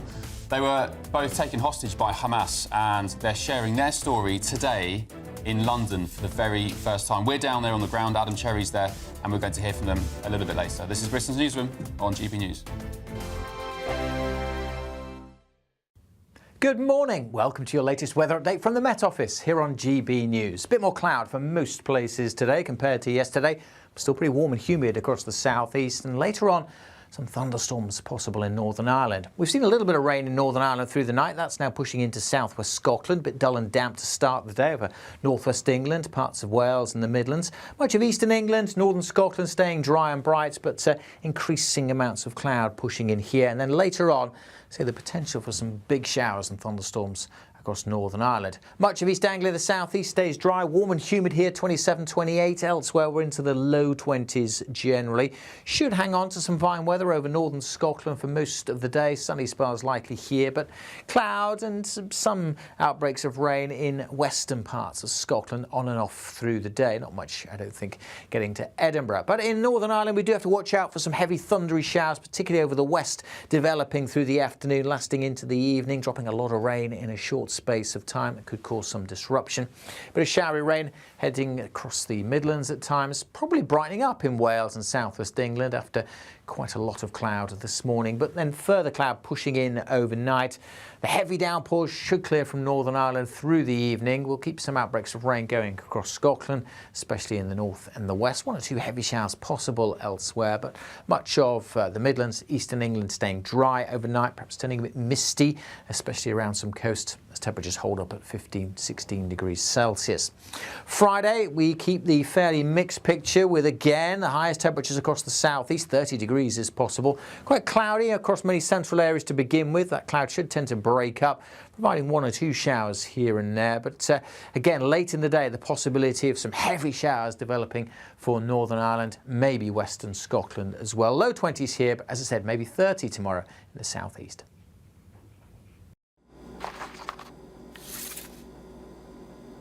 Crash Law 24 sponsors GB News Traffic and Travel Report. Good morning, this is the latest AI travel news from gbnews.com. On the A82, emergency roadworks reduce it to one lane for drivers. Northbound, the A470 from Nantgar to Upper Boat is shut with diversions. In Derbyshire, the A50 westbound between the A515 at Sudbury West and the A518 has a 10-minute delay. In Warwickshire, an incident on the M42 northbound at Junction 3A closes one lane, causing a 15-minute delay. In Hampshire, lane closures occur on the M3 eastbound between Junctions 7 and 6. And on the trains, delays affect Avanti West Coast and London North Western Railway between London Euston and Watford Junction. For more travel news, go to gbnews.com. Crash Law 24 sponsors GB News Traffic and Travel Report.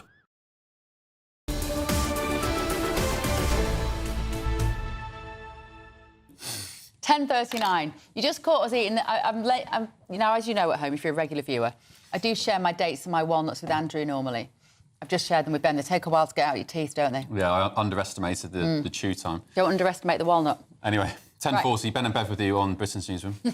A BBC executive has allegedly told staff that the Hamas government is different from the Hamas military. It was on a Zoom call with colleagues. Have a listen.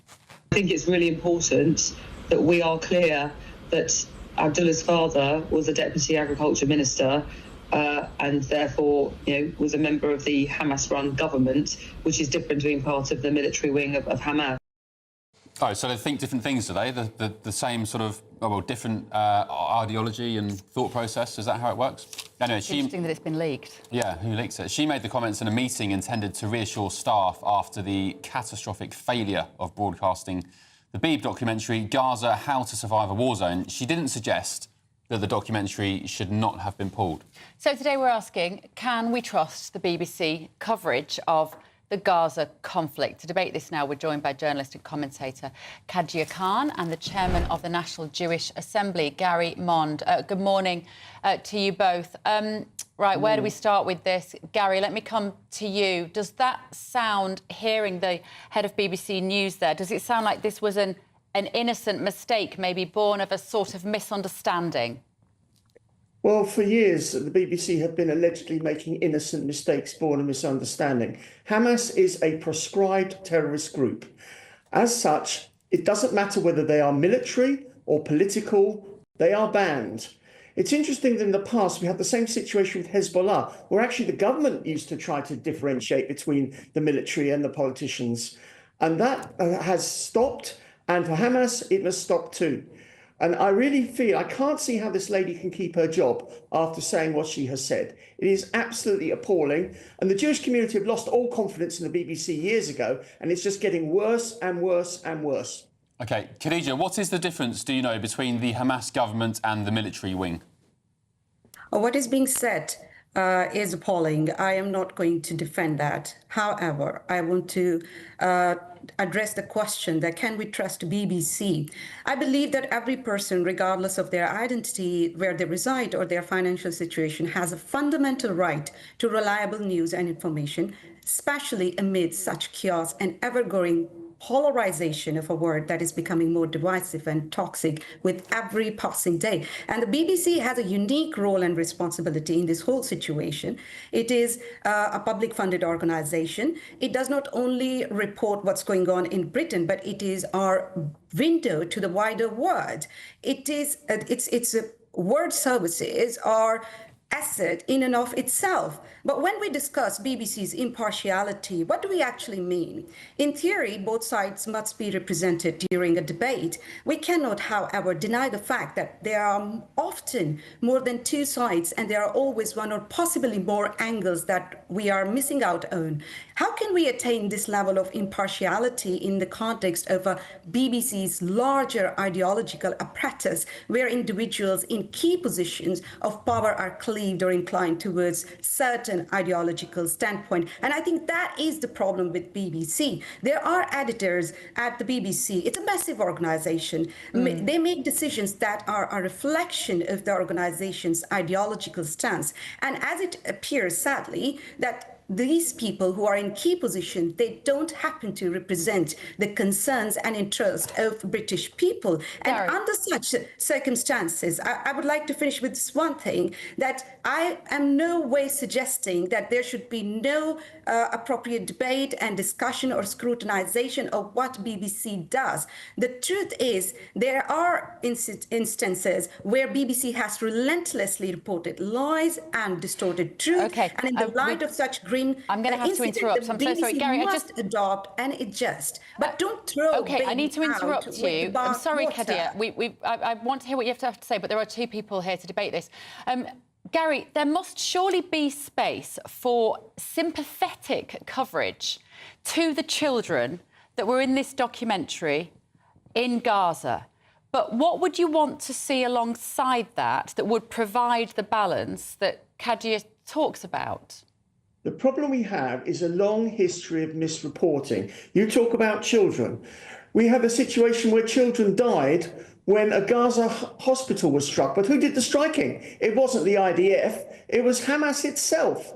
We've seen children being killed recently by Hamas in the queuing up for food. They're not being killed by Israeli soldiers, they're being killed by Hamas terrorists because they don't like the Gaza Humanitarian Foundation doing the food distribution because it stops the food going to Hamas.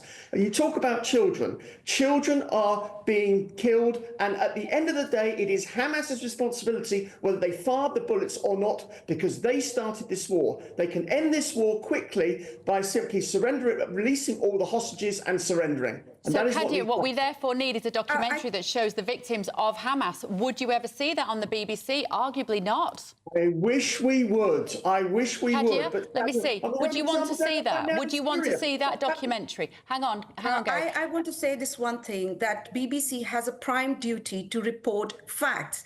And when anybody who is from Hamas ministry that was involved in this documentary, that should be made clear to the public.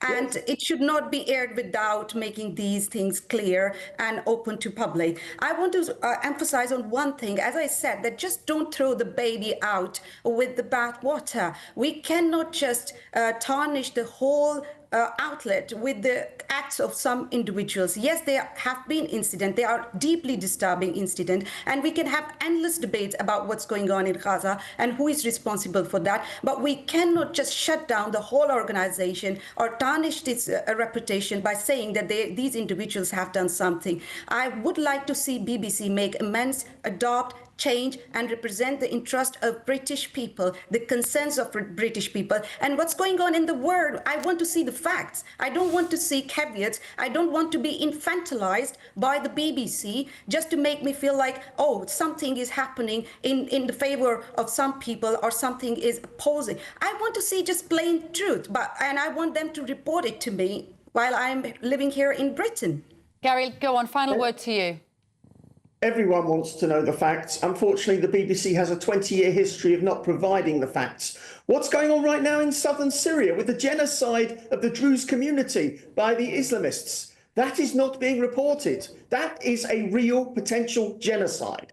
And the BBC does not report the facts. It reports what it believes is politically convenient. And in most cases, it's reporting things simply because they're anti-Israel and indeed, in many cases, anti-Semitic as well. OK. And that's why we need to scrutinise BBC's policies. We have to make criticism public. We need to bring them to account when they are doing these kind of things and they are correcting, their own records. This is appalling, and we need to be very aware of what's going on. But again, don't throw baby out with the bathwater. Kadia Khan, thank you very much. And Gary Mond. Gary, I will just say as well that the BBC did report this morning, at least on the radio, the situation in southern Syria, just to provide some sense of defence for them. A spokesperson for the broadcaster said the BBC constantly makes clear on our programmes and platforms that Hamas are a prescribed terrorist organisation by the UK government and others.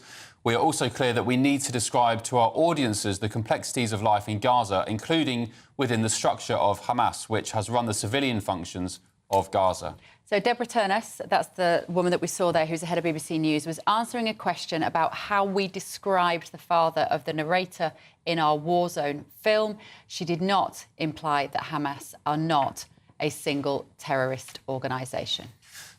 All right, a little bit of a gear change. If you're in search of some holiday sun, here's the forecast for some top European destinations.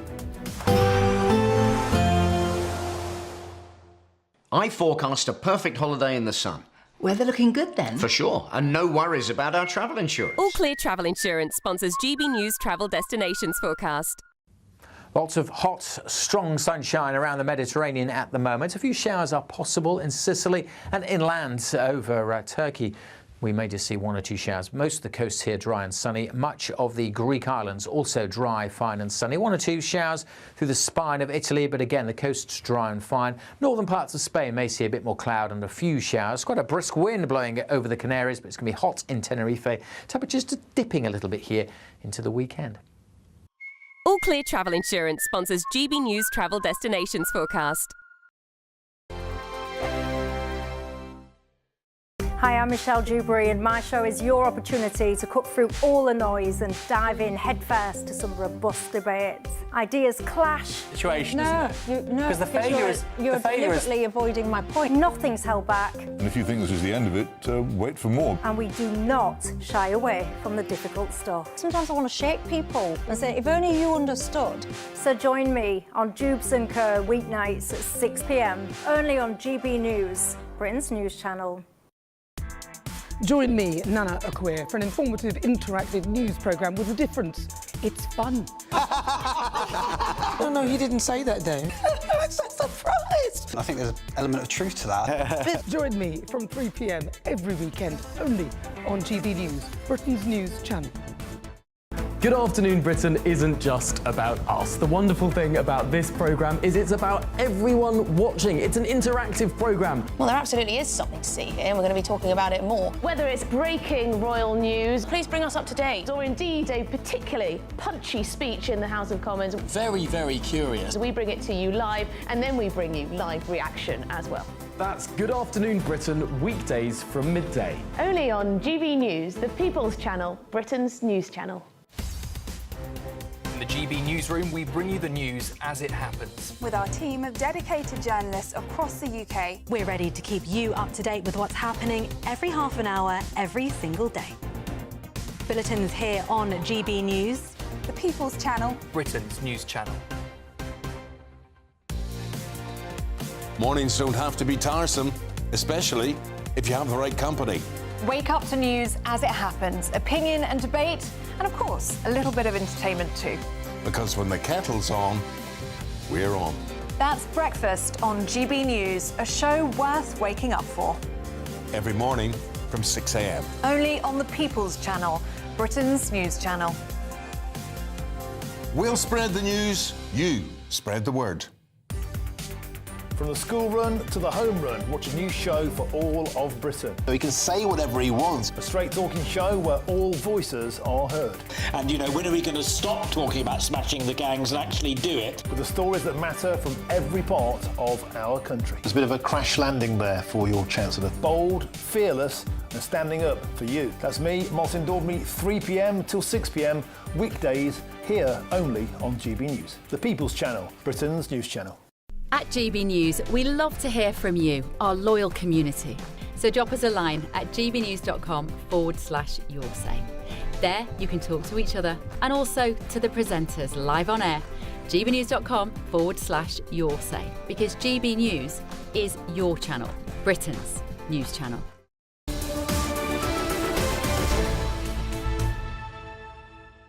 Right, brace yourselves. The Prime Minister is giving a speech at something called the Civil Society Summit. I'd rather not be listening to this. We don't have a choice. We're going to take it. It might be something interesting, but stay tuned because you'll know what Ben and I think about it after he's spoken. Here it is. Let's have a listen. Drive Partnership. Now, this is a fantastic initiative led by a coalition of civil society organisations. Now, they've worked with the police to tackle the drivers of domestic abuse, a really serious issue, hard to deal with. And that is integral to the work that we're doing in government in our Safer Streets mission. So today, working together in the spirit of partnership, we're announcing £53 million of investment to roll out the Drive project nationally right across England and Wales, delivering together in partnership, taking up the initiative that you've brought to us and recognising your power to reach into places that governments can't, combined with the ability of the government to deliver nationally. Now, for me, that's a blueprint of a brand new way of working. And today we take one further step with our civil society covenant. And I'm really proud that we're launching that today, because that is really the hard yards of the 18 months since I made the promise, because it recognises that national renewal requires everyone to play a vital role. Not the hierarchical sort of top-down approach of the state working on its own. Not the transactional approach of the markets left to their own devices. But a way forward in partnership together, giving civil society a home at the heart of government. So we're not going to shut charities out and then expect you to pick up the bits. That's what the Tories did for year after year after year. Nor am I interested in slogans that sound very good, but end up being gimmicks for government to simply hide behind. I'm interested in solutions. So we're working with businesses, social enterprises, private investors, and with the Chancellor's announcement just earlier this week, which you'll have seen, the largest social outcomes fund in the world to give struggling families a better start, backed by £500 million in government funding, with plans to match this with up to £500 million more, from local governments, from social investors, philanthropists, transforming hundreds of thousands of lives together. That is about genuine partnership, putting your fingerprints on everything that we do. Take our 10-year plan for the NHS, which we announced earlier this month. It's a really important initiative. We look back proudly at the NHS.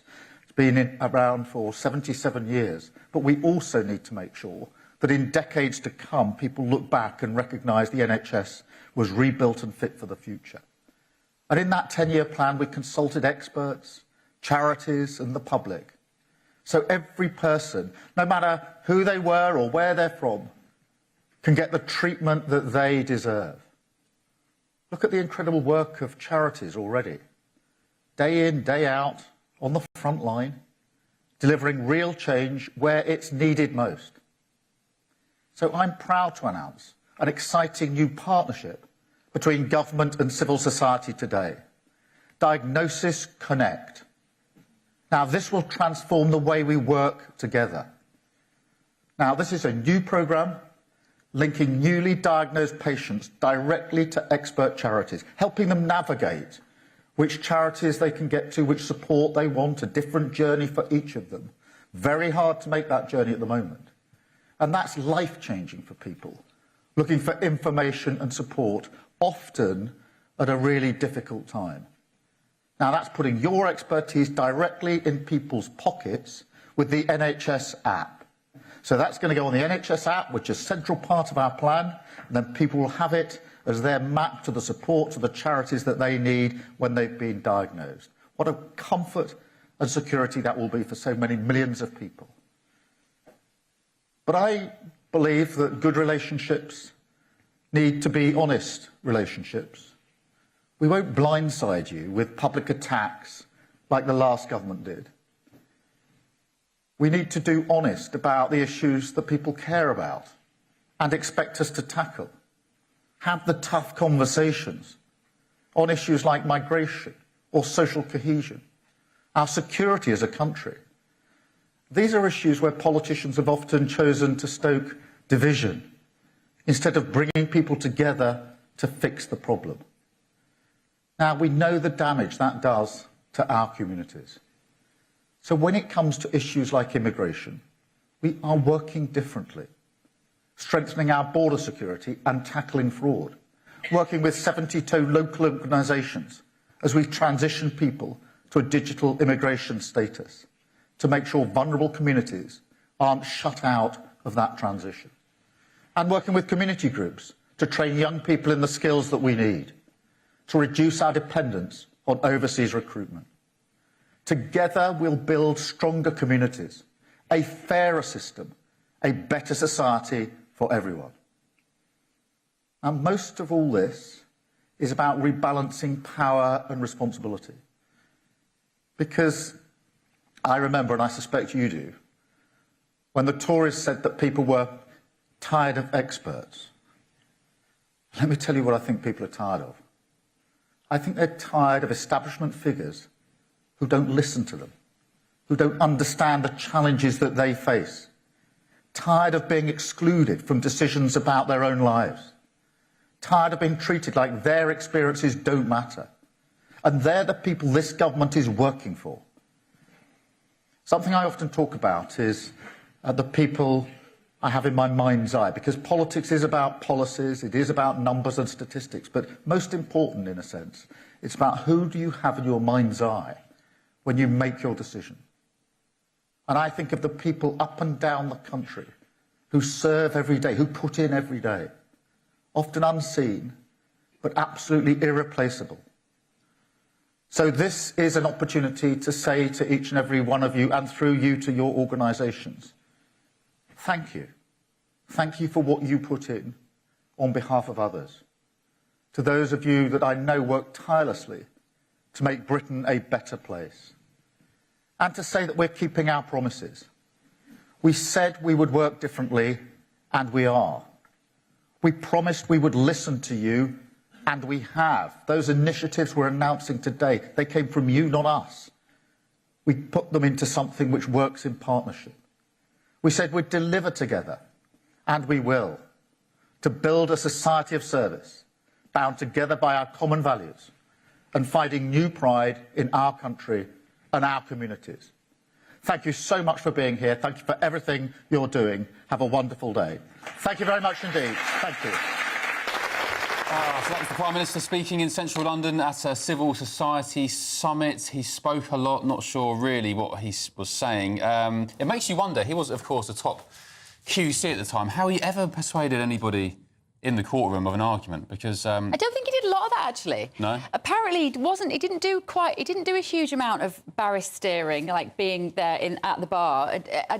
My understanding of, in terms of his role in that... Can I just say, even by his standards, that was turgid. I'm so grateful if you're still watching. It was so laborious. And also, when he talks about we have our common values, what are they? That's fine. You can't just say we're all going to work together for our common values without defining what your values are, because I'm very confused about what your values actually are. One thing I did clock at the very start was this announcement from Labour... Before you fell asleep? £53 million to target domestic abusers by tackling root causes, as a crime they say is made every 30 seconds, including sexual abuse and so on and so on. Isn't it funny how the Prime Minister and Labour are so concerned about the treatment of women and domestic abuse and sexual offences and the safety of girls, young girls and ladies in this country, when at the same time they're importing tens of thousands of people from faraway cultures who do not share the same respect and views of women as we do in the West, including, by the way, Eritreans, Afghans, whose stats have shown this year to be 20 times more likely to commit sexual offences than Brits. Funny, that. Funny. You care about women and girls? Stop letting them in the country. Right, I promise you, that has been the most boring 5 minutes of this show. It gets very fun between now and midday, so stay with us. It is 11 a.m. on Thursday, the 17th of July. This is Ben and Bev on Britain's Newsroom. Good morning to you. And breaking news, 16-year-olds set to vote in all UK elections. This is breaking in the last 15 minutes or so in what's been described as a seismic shift in politics. Is this Sir Keir Starmer's last roll of the dice to get re-elected? The German Chancellor is in London this morning to meet Sir Keir Starmer. Our security editor, Mark White, joins us with some exclusive video to explain just how pivotal Germany is for the channel's people smugglers. Starmer drama. The PM gets tough and suspends 4 of his own MPs for breaching party discipline, with reports some of them flirted with joining Jeremy Corbyn's new party. And the boom you heard in the studio was Mark White falling off a chair, but we're talking about the British population boom. The UK is projected to have the largest population increase of any major European country by the end of this century. Gone with the wind. Reform UK vowed to ditch all green energy subsidies to destroy Ed Miliband's renewables plan. And breaking this morning, unemployment levels have climbed to a 4-year high, with nearly 5% of people living here not having a job. It's on fire! Prince Harry Prince Harry. There he is. He meets school children in Angola before visiting the very landmine his mother, Princess Diana, famously walks through in 1997. And happy birthday, Queen Camilla. I think this is a lovely photograph, very natural, not too filtered. Her Majesty releases a new portrait to mark her 78th birthday today. Happy birthday.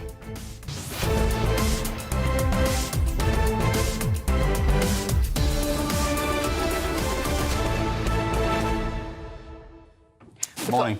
Yep, good morning. We've got Catherine Forster and Mark White in the studio. We will be checking. Are you all right there, Mark? I was OK, just fell off the chair. So one of the risks of having wheelie chairs, I'm afraid, he actually did land on the floor. Catherine, talking of people landing on the floor in not very dignified positions, how is Keir Starmer this morning? Oh, we're not talking to you about the Rebel MPs anymore. Sorry, I threw you a little there. 16-year-old. I thought we were talking about the Rebel MPs. This is breaking news. Oh, yes. Oh, my goodness. Well, this votes for 16 and 17-year-olds, they already have in Scotland and Wales. It was a Labour manifesto commitment. Angela Rayner, about this announcement, has said for too long public trust in our democracy has been damaged and faith in our institutions has been allowed to decline. I think a sentiment everyone can agree with. But this is going to be very controversial. Obviously, it will go through Parliament. But, of course, it will pass because Labour have a huge majority. So votes for 16 and 17-year-olds, voter ID will be extended to include things like bank cards, veteran cards and so on. Tougher rules against foreign political interference. But the Prime Minister, and this is something I asked him about many months ago, why on earth would you give 16 and 17-year-olds the vote? The government's argument is they are contributing to society. Some of them are working, paying taxes, serving in the military, and so on and so forth. But, of course, let's face it, 16-year-olds, most 16-year-olds are sitting their GCSEs, 17-year-olds, many of them at doing A-levels, staying at home with mum and dad. So very interesting. Now, ITV have done a poll of 16 and 17-year-olds, and that poll, 49% of them, 16 and 17-year-olds, didn't think that the voting age should be lowered. Only 18% of them would definitely vote if there was an election tomorrow. And of those, of course, Labour would get the biggest chunk because the younger you are, the more likely you are to be left-wing. Is that true, though? No, not anymore. 33% would vote Labour, according to this poll, but then 20% would vote for reform, 10% for Conservatives. So if you put the left 33% and the right reform and Conservatives together, 33 to 30, it's much more even than you might think. This is going to be all about digital ID. I'm telling you now. And the more I think about this, I know it's only broken a half an hour ago. In fact, it was so recently, I've completely forgotten all about it when Catherine came in. But my worry is this is about the government. I like it less and less. I've had half an hour to think about it. This is going to be about the government feeling empowered and legitimately messaging our children. You will do what we say, because now they can say, well, we've got to reach out to the 16, 17, and we've got to talk to them. They're now our electorate. They are going to be voting for us. I don't want the government talking to my children, frankly. That's my job, and that's the job of their teachers and their family and their grandparents. This worries me. That's where this is going to go. And then but it's interesting that they said they're going to extend the voter ID of what you can take with you to the polling station. Well, yeah, I thought voter ID was racist. Is it not? Has that changed now? Well, that was the message we hear in America, especially also here in the UK. Voter ID apparently is racist. Oh, that's because ethnic minorities were less likely to have a piece of... this is the point of that. But again, that tips us towards digital, universal, biometric ID for everybody. That's how they'll get the kids on the system. Once you've got the kids on the system, then you're gone. And I'll be the parent fighting with my kids going, I don't want you to have a digital ID. And then they'll say, well, that means we can't vote, Mum. So what do you want? It's hideous. It's pernicious. I don't like it. Yeah, but Bev, it's so convenient and it's all centralised. It'll make your life easier. But look, it may well be coming down the line anyway, because Tony Blair has been pushing for some form of ID for a long, long time. And there are a number of people arguing that we will never get to grips with people crossing the channel illegally without some form of ID, because that's one of the pull factors. If you get here, you can disappear into the black economy, you can work illegally. That is a major pull. Well, that's the solution to the problem. But what is the problem? Let's remind you, for years, Germany's been urged to do much more to tackle people smugglers using German cities to store and then transport small boats to France, which will, of course, eventually come to England packed with migrants. But any change in German law to make facilitating people smuggling a criminal offence has been moving at a glacial pace. Nothing is expected to happen before the end of the year. Our security editor, Mark White, joins us now with some exclusive videos to explain just how pivotal Germany is for channel smugglers. Mark, what's going on? Well, it is really important to this people smuggling phenomenon, key to the route that the smugglers use. I want to show you, first of all, what's been happening in the channel this morning. The first video that we can look at actually is on the beach at Gravelines. And look at this, just probably 70-odd waiting to board yet another boat at this beach near Dunkirk.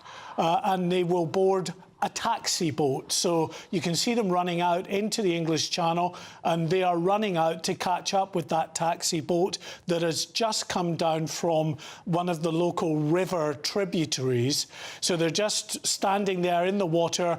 As that boat approaches, they'll get further and closer to the boat. And a little bit later on in the video as well, something that will infuriate many of our audience, without a doubt, is the French handing out more life jackets to these migrants on board. Look at them. They're just, that boat is absolutely full to overflowing. It's in no kind of safe condition to make that channel crossing, but it will do.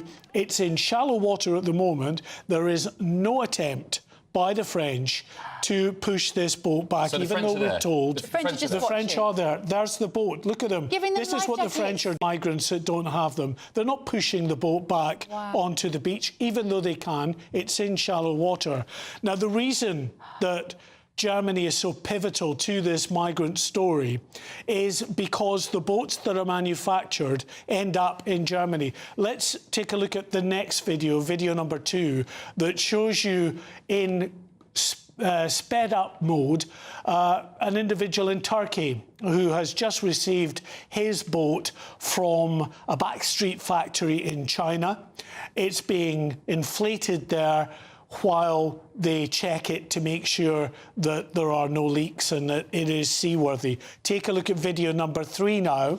This is one of the boats that has been assembled there. It's got the backboard for the motor to attach to, and that is ready now for transportation to Germany. And if we take a look at video number 4, this is the process in Germany, in cities like Essen in Germany. I think we're still looking for video number 4, but you can see this, that boat assembled. They then get deflated, packed up, and then they're taken from Turkey across via the land borders to Germany. They're stored in warehouses, backstreet lockups really, in Germany, in multiple cities there, before they make it to France, before they're then transported. Where have you got those videos from, Mark? From a contact who is constantly communicating with people smugglers. Right. Some of these are open source. They're put out on TikTok by the smugglers themselves as part of their advertising ploy as they try to entice more and more people to come. And the reason that Germany is so important to this story is it's not a criminal offence. It would be in this country and it would be in France, but it's not a criminal offence in Germany to be part of a people smuggling endeavour. So this is why Germany has finally moved to say it's going to change the law to make it a criminal offence to be involved in people smuggling operations.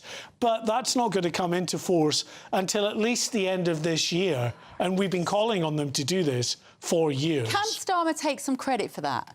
Well, Germany was urged to do this under the previous Conservative government. So, yes, the government pushing Germany to do it can take some credit, but Germany are being pushed into it, but very, very slowly. As I say, he's agreeing to it today, but it's not going to come into effect until at least the end of the year, when God knows how many migrants will have crossed the English Channel. Can we see that footage again of the boat this morning, please?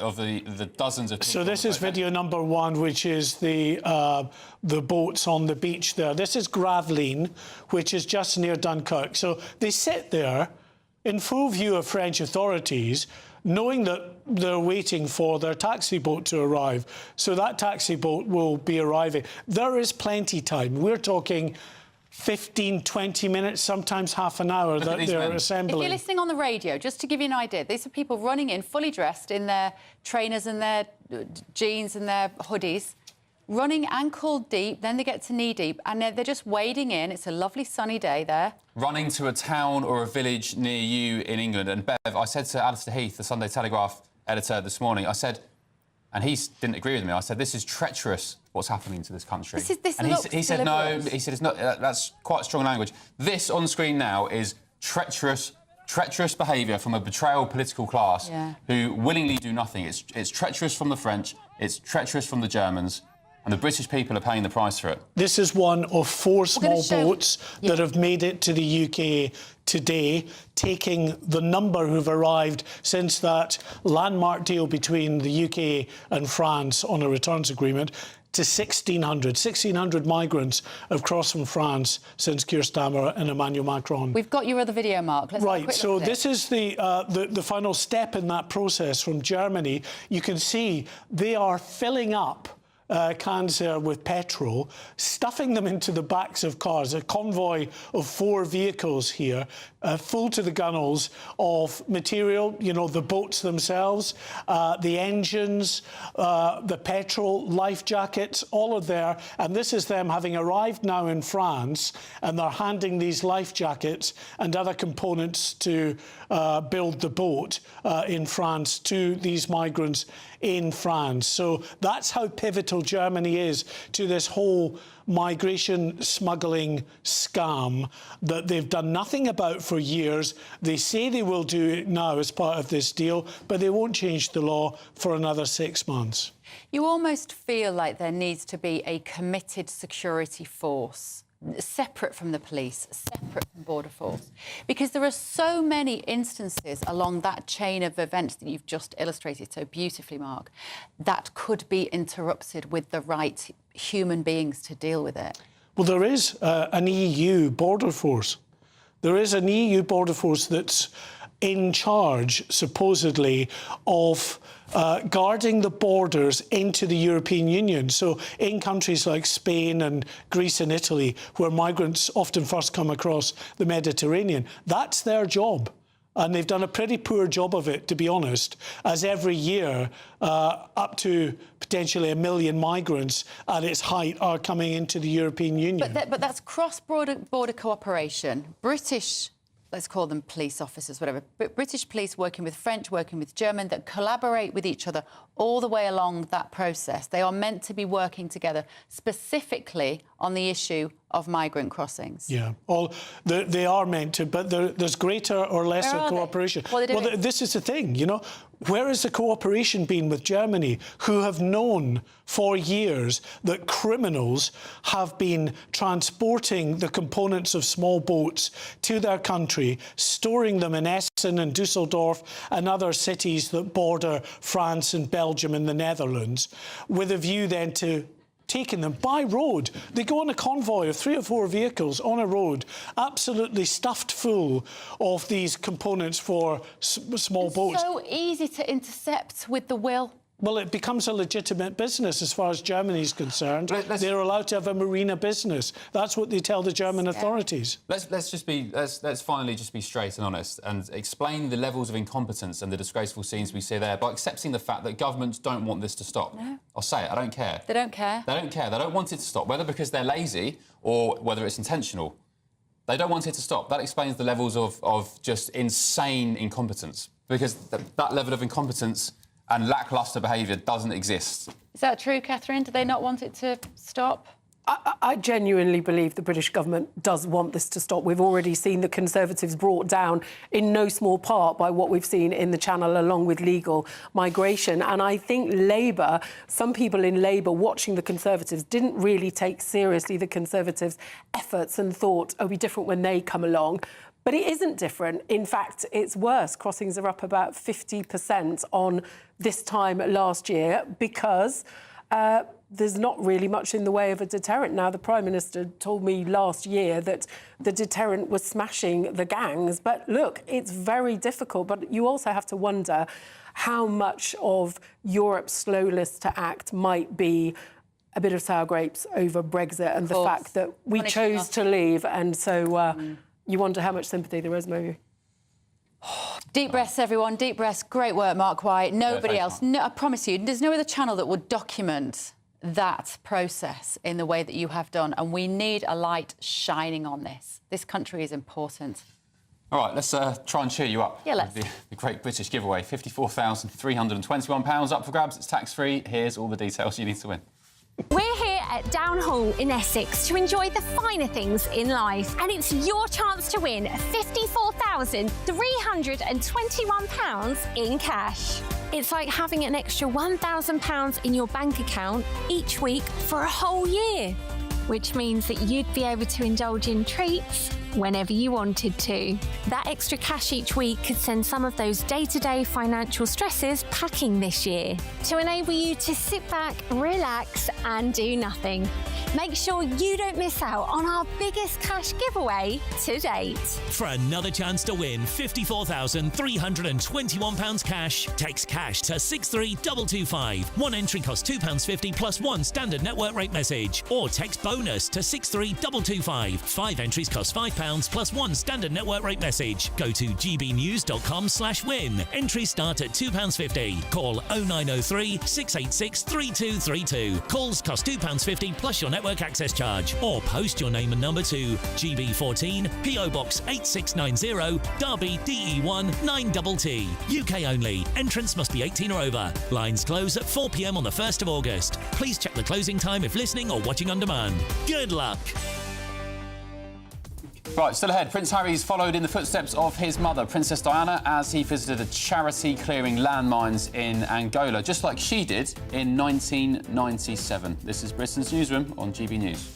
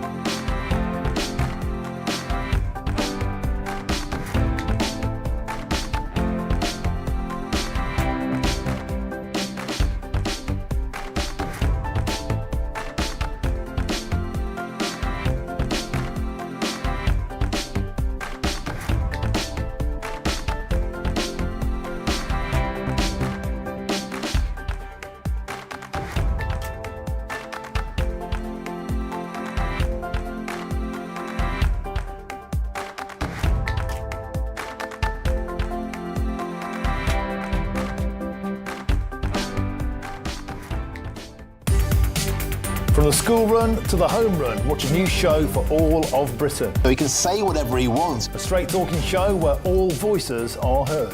And, you know, when are we going to stop talking about smashing the gangs and actually do it? With the stories that matter from every part of our country. There's a bit of a crash landing there for your Chancellor. Bold, fearless and standing up for you. That's me, Martin Daubney, 3 p.m. till 6 p.m. weekdays here only on GB News. The People's Channel, Britain's news channel. At GB News, we are proud to stand for you, for the Britain you love, for the communities you live in. That's what makes us the fearless champions of Britain. Its voices and its values. Because we, at GB News, the People's Channel, Britain's news channel. Good Afternoon Britain isn't just about us. The wonderful thing about this programme is it's about everyone watching. It's an interactive programme. Well, there absolutely is something to see here, and we're going to be talking about it more. Whether it's breaking royal news, please bring us up to date, or indeed a particularly punchy speech in the House of Commons. Very, very curious. We bring it to you live, and then we bring you live reaction as well. That's Good Afternoon Britain, weekdays from midday. Only on GB News, the People's Channel, Britain's news channel.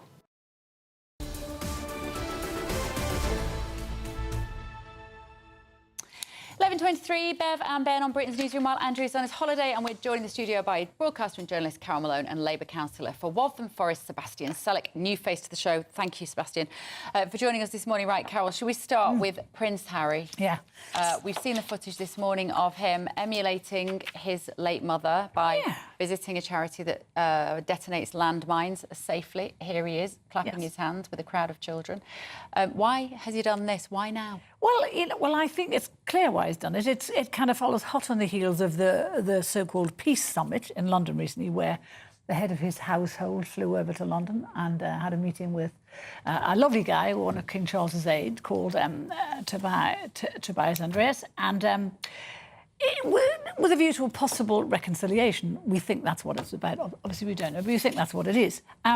So here he is, a week later, having run away from the Centre Barley charity that he was in charge of, that he ran a few weeks ago when it got into trouble. And here he is now. Used the word emulating. It's kind of more than that. You know, somebody said today, they said it looked like he was dragging the ghost of his mum behind him. And, you know, dressing up in exactly the same way, doing exactly that walk. Why is he doing that? You know, how many years has Diana been gone now? He needs to be not invoking his mum in every single thing that he does. You know, he's a 40-something man now, and he needs to be standing on his own 2 feet. And I just think it's just people see, you know, I've just been online today looking at what people are saying. People see through it. They just think it's a publicity stunt for him. Harry never does anything that isn't about him. And I think it's about currying favour with people. That's what it feels like to me. I mean, Sebastian, can Harry not do anything these days? I mean, he's damned if he does, damned if he doesn't. He can't kind of... Whatever he does, he's now going to get stick for it. It's a tricky route back, isn't it, into the royal family? I mean, I think this would have been a really emotional thing for him to do. We saw how much the death of his mother affected him when he was very, very young. Doing something that is so symbolic is really going to affect him, I think. And I mean, call me naive, call me hopeful, call me optimistic, but I think we're at our best as a country when we're together, and the royal family is at its best when it's together as well. They're a symbol of our country. They're what carry us abroad. But he tried to blow it apart, Seb. I know, but wouldn't it be good if we could get some kind of reconciliation? But you know, the thing is, you can't do what he did and expect us to walk back in and all is forgiven. You're right. Well, it's not going to be easy. It's a Christian family, isn't it? Isn't it all about forgiveness? Well, there we go. It'd be nice to see a united royal family. Hard to forgive, and I think what he did to his brother, I think what he did to his father, the way he embarrassed them, he called his family racist on the world stage, which did them damage, you know, and they were not just damage to the institution, but it hurt them hugely. And here he is now because life isn't working as well as it should in Montecito. Well, they've got these new PR people, and maybe this is the point, is somehow they have... I don't know how he could possibly do that. If they sat down with him and went, what's my PR plan? Yeah, well... I don't know what I would recommend. I would probably recommend they go away, they live a quiet... They literally disappear for 6 months. Which is what they said they wanted to do. But, you know, if you really want to make it up with your family, why send your housekeeper, your chief, your communications? Why would you send that person and not come and see your dad yourself? Maybe he doesn't want to see him. Take a few tins round to your dad. Dad, should we have a talk? Should we talk about, Sebastian, the Telegraph? Big story breaking yesterday, which I thought would have wide implications on police forces all across the country. Yeah. This is Newcastle United football fan Lindsay Smith, who... it's quite a convoluted story, but the crux of it is she sued Northumbria Police for getting involved in pride parades, saying that they should be impartial, shouldn't be getting involved in political stuff like that, and she won, which many gender-critical people, campaigners, have celebrated. What's your thoughts? Yeah, this really grates on me. And that the issue that I really revolve around here is the fact that gay pride, transgender rights, LGBTQ+ in general should be remotely a political issue. People don't choose to be gay. People don't choose to be trans. They shouldn't be politicised. And I do think that if the police want to take part, that is a really good thing. Nobody should be excluded from Pride events. They're still really important. How can you police a Pride event, which is what they were supposed to be doing, if you're taking part in it? How can you possibly police it? Do we know that they were doing both Yes. at the same time? Yes, they were. And they were taking part in the march. They were standing under a trans flag. They even had a stall at the actual event. They had police cars painted in rainbow colours. Now, when you become a policeman, you take an oath of impartiality. And they completely blew that. But that's exactly it. This shouldn't be an issue where you should be impartial. Well, there shouldn't be a debate. So, but there shouldn't be a debate. The trans debate, for example, transing children is a big political debate. Sure, but that's not what this is about. This is about pride. You said it yourself, LGBT. Yes, but as an umbrella term, pride is not about trans and children. Pride is about pride, and it's about being able to be who you are. Some people, Stonewall, people who contribute to putting these pride campaigns on are about, or have been about, transing children. But the event itself is about being able to express yourself. That should not be a I'm afraid what the court said, and we have to abide by this, this was in this promoted gender ideology, and it was supported by a trans activist. Now, if you're a woman watching that parade who believes and feels that her rights are being eroded by trans activists, you would be very upset that your police force was taking part in that march. It is politicising, and what the police did at that said they support that. They support trans issues, which is in contravention to supporting... When you say that, what is that? Sorry? When you say they support that, what do you mean? Trans issues, I said. Yeah, sure. But trans issues isn't a huge umbrella term. That covers all manner of things. Let's go back to leading children down a dark pathway where they irreversibly change their... And get given drugs. Doesn't exist, but given harmful drugs to castrate them, they're infertile. I mean, let's start with that, shall we? Well, no, let's start with if you are trans... I'm not... You've asked which part of the LGBT debate is that, which Carol's referring to. Yeah. Let's start with that. And I don't think that's relevant for this, because that's not what Pride is about. Pride isn't about castrating children or whatever you're talking about. Honest. That is part of the LGBT... Pride is about being able to be who you want to be. Trans people do not choose to be trans. That's and we fine. should allow them to participate in society as equals. Let gay people march on the streets to their heart's content. But the force that is supposed to be there, imposing law and order on those things, should not be taking part in the parade. And they actively took part in the parade, which also puts them right in the camp of supporting all of those issues. So this is the important detail. I don't care. I'm about to agree with you. If a cop comes to my house because I've been burgled, I don't care what he thinks about trans rights. I don't care what he thinks about anything. I want him to catch the person who burgled my house. I'm not interested in their political beliefs. I don't care. Do your job. Last word, Seb. I don't know what the situation was here, but they should be doing both. You need a team of police who are policing the event and doing their job. But they couldn't. And if they want to, a team of police who are taking part and showing solidarity with these people. All right, just a very quick question. Yes or no, should police be taking the knee for Black Lives Matter? I don't know. OK. It's quite simple. Sometimes I like it when people say, I don't know. Yeah. We don't hear that enough, do we? Exactly. I don't know either on that. Don't know at all. I don't know. Right, Northumbria Police said during these events, while our primary aim is to keep people safe, it also provides us with an opportunity to engage with people, including those who may have less confidence in policing. It's vitally important they feel supported and we continue to build their trust in us. That's why we felt it important to challenge the case which was brought against us and which has implications for wider policing. We'll work through the ruling to understand the implications while staying true to our values of fairness, visibility and support for all. Except for support if you've been a victim of crime. Because my daughter was with some friends this week and one of them got his mobile phone nicked. And I said, did you ring the police? And she said, no, why would we? The police wouldn't do anything about a mobile phone. Isn't that awful? Teenagers just think there's no point ever ringing 999. There we go. Thanks, Carol. guys. Thanks, Sebastian. Here's your 60-second news update with Sam Francis.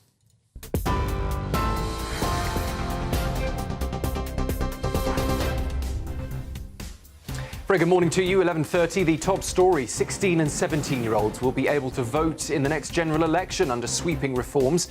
The changes also include automated voter registration and new IDs like UK bank cards and digital driving licences. The German Chancellor has arrived in the UK. He's to meet Sir Keir Starmer and sign a deal on migration, business and defence. The leaders are expected to discuss the war in Ukraine and tackling illegal immigration, with Germany tightening laws to crack down on smuggling gangs. 4 Labour MPs have been kicked out of the party for defying rules on welfare issues. One slammed the move as petty, while Downing Street says it's all about loyalty before the summer break. Manchester United fans topped the arrest list last season with 121 arrests, mainly for disorder at Old Trafford. Football-related arrests fell, but banning orders and hate crime incidents reached decade highs. And Britain's jobless rate has risen to 4.7%, its highest in 4 years, with job vacancies falling. But wage growth still outpaces inflation, a rare silver lining in a weakening labour market. In a pioneering first, 8 babies have been born in the UK using DNA from 3 people. To prevent a rare disease, the NHS calls it a game changer, offering hope to families fighting genetic illness.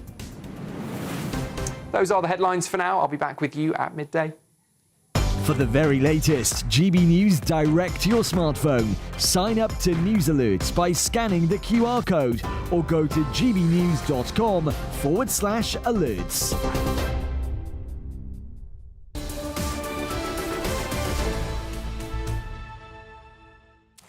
Welcome back. Sorry. It's all right. Ladies first.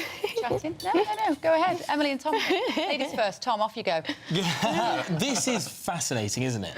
The economy is going backwards. Inflation is shooting up. The government is trailing in the polls. And what is the government focusing on today? Lowering the voting age to 16. It does seem to be absolutely extraordinary, given the direction in which we've all moved in the last 2 decades. I mean, in 2008, the school leaving age was raised from 16 to 18. You have to be in an apprenticeship or you have to be at school. The national lottery participation age has been raised to 18 in the last 5 years. Child marriage has been banned in 2021 because of all of the exploitation there. So the marriage age is now 18. And of course, the Online Safety Act prevents people under the age of 18 from accessing the normal internet, as you and I are able to. And that's to prevent them from accessing pornography, but also contentious political ideas. So why then are we having a system where people can vote who aren't allowed to read the same internet that other voters are? And then you get onto jury service. It's as simple as political gerrymandering, and it's always has been. It's always left-wing parties that pursue this policy. They do it for a reason. It may well backfire on them, though, because that reform vote is creeping upwards, and, of course, support for Jeremy Corbyn would be very high among that number. But they don't even want it themselves, do they? But this is the bonkers The young people don't even want it themselves, really. There was a supermajority in Parliament to prevent people under the age of 18 from accessing contentious ideas online. And now we're saying these are the same people that should be given the vote, but they're not allowed to use the internet in the same way that we are. I'd like to know what on earth is going on? I'd like to know what a contentious side political idea is. What is that? Probably most of the stuff we think, then. Stopping. Quite possibly. Right, Emily and Tom will be here. We've got a lot more else as well. From midday. Now, as unemployment rises to almost 5% this morning, Jaguar Land Rover announcing they're going to cut up to 500 management jobs. We'll tell you who they are blaming for that after the break. I think you'll be surprised. This is Britain's Newsroom on GB News.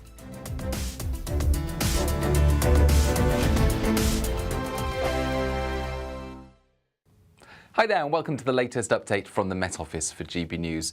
It's bright today in the far northeast, but elsewhere a lot of cloud and some scattered showers, even some thunderstorms, because we've seen an increase in the humidity and low pressure turn up at the same time. This low moving towards Ireland and bringing some weather fronts with it. Within these weather fronts we've got a lot of cloud and outbreaks of mostly light rain at first, moving through parts of Wales, central England, largely dry to the south, some bright spells appearing. But showers will really get going across Northern Ireland into western Scotland. Some thundery downpours here. Chance of some localised flooding because of the intense rain rates. and also a scattered shower or thunderstorm through the Midlands. Very warm, though, and humid, especially in the south, where temperatures will reach the high 20s. Now, towards the northeast, we keep sunny spells for much of the day, and it's a fine evening, apart from Shetland, where we do see a lot of cloud cover, but mostly dry. It's in western Scotland where we'll see some heavy rain by evening, and Northern Ireland continues to see some heavy showers and some thunderstorms, most likely those thunderstorms affecting the far north and west. Largely dry across the southern third of the UK, with just 1 or 2 showers and clear spells into the evening, but naturally with this humid air in place, we're going to see a lot of cloud across the UK, some mist and fog around coasts in the west and the south, and outbreaks of rain moving through Scotland, Northern Ireland, West Wales and the southwest. Staying dry towards the southeast, it's mild and muggy for all of us overnight. We do have some brightness across the Midlands, east and southeast England first thing Friday, and it's going to be a hot day in places with temperatures reaching the high 20s and low 30s widely across East Anglia and the southeast. Elsewhere, a lot of cloud cover, and we've got this unstable air in place, so further showers and thunderstorms, particularly North Wales, North Midlands, Northern England and southern Scotland. Westminster's full of talk, but out here, it's the real world. Am I allowed to talk then? No, that's it. This is where it matters, real people and real lives. That's what politics is all about. In fact, has Trump made a good start? No. Straight answers, no spin, and just a couple of pints. How many fingers have I got up? About 10. So join me for Lee Anderson's Real World every Friday at 7 p.m. only on GB News. The People's Channel, Britain's news channel. You want to know what's really going on in the corridors of power? Labour don't know what to do with you half the time, and that makes you quite lethal in the chamber. Get behind the headlines with Chopper's Political Podcast. Join me, Christopher Hope, as I sit down with the great and the good of British politics. We'll see where this ruling takes us. These are the stories shaping our nation. Chopper's Political Podcast, available now on all platforms. Listen in and stay ahead.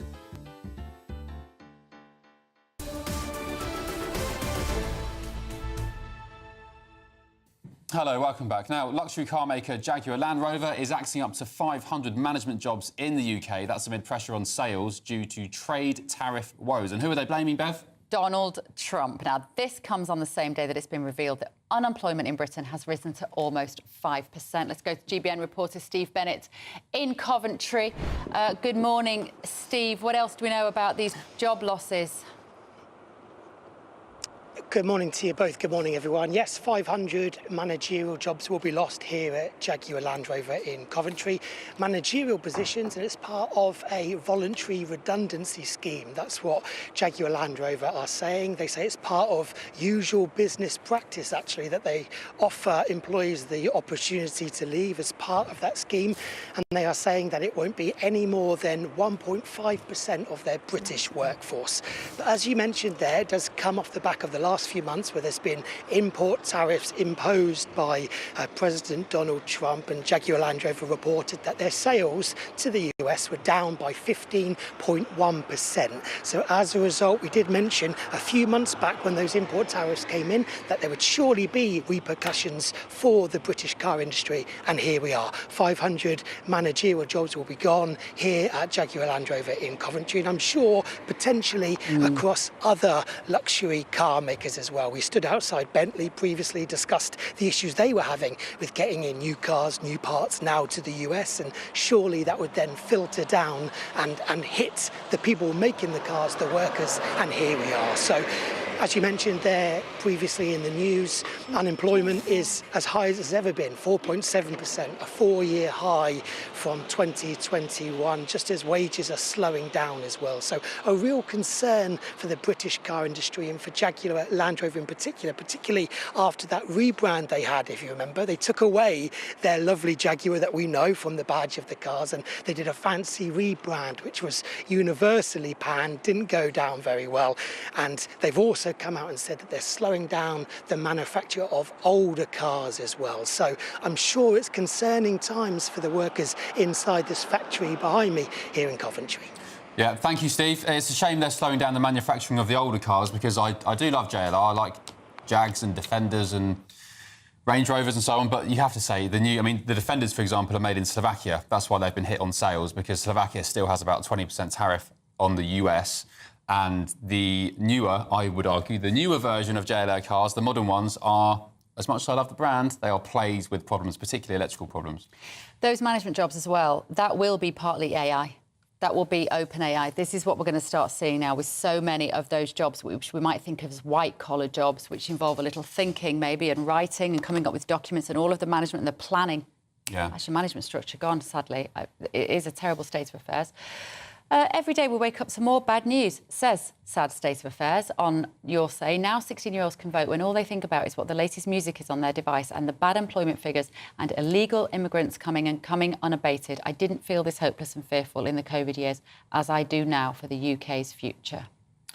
It's a shame. It's a shame. It is a shame people feel like that. I have said before previously, I think we have a few more years left of pain before many people who maybe weren't politically engaged and maybe didn't look at the news so intently as maybe you and I do, before they realise, hang on a minute, something's not quite right in this country. Things aren't really going the way they should be, before they get involved. And I think we will get there. I'm optimistic for the future, but I do think there'll be a little bit more pain first. I think so. And in fact, which brings us back to what we were talking about at 9:30 this morning with Alistair Heath, the editor of the Sunday Telegraph, when he said, I think some of these ambitions for global change and the erasure of the nation state is starting to crumble. That is when, ladies and gentlemen, we will rise again. Like a phoenix from the ashes, Britain will rise.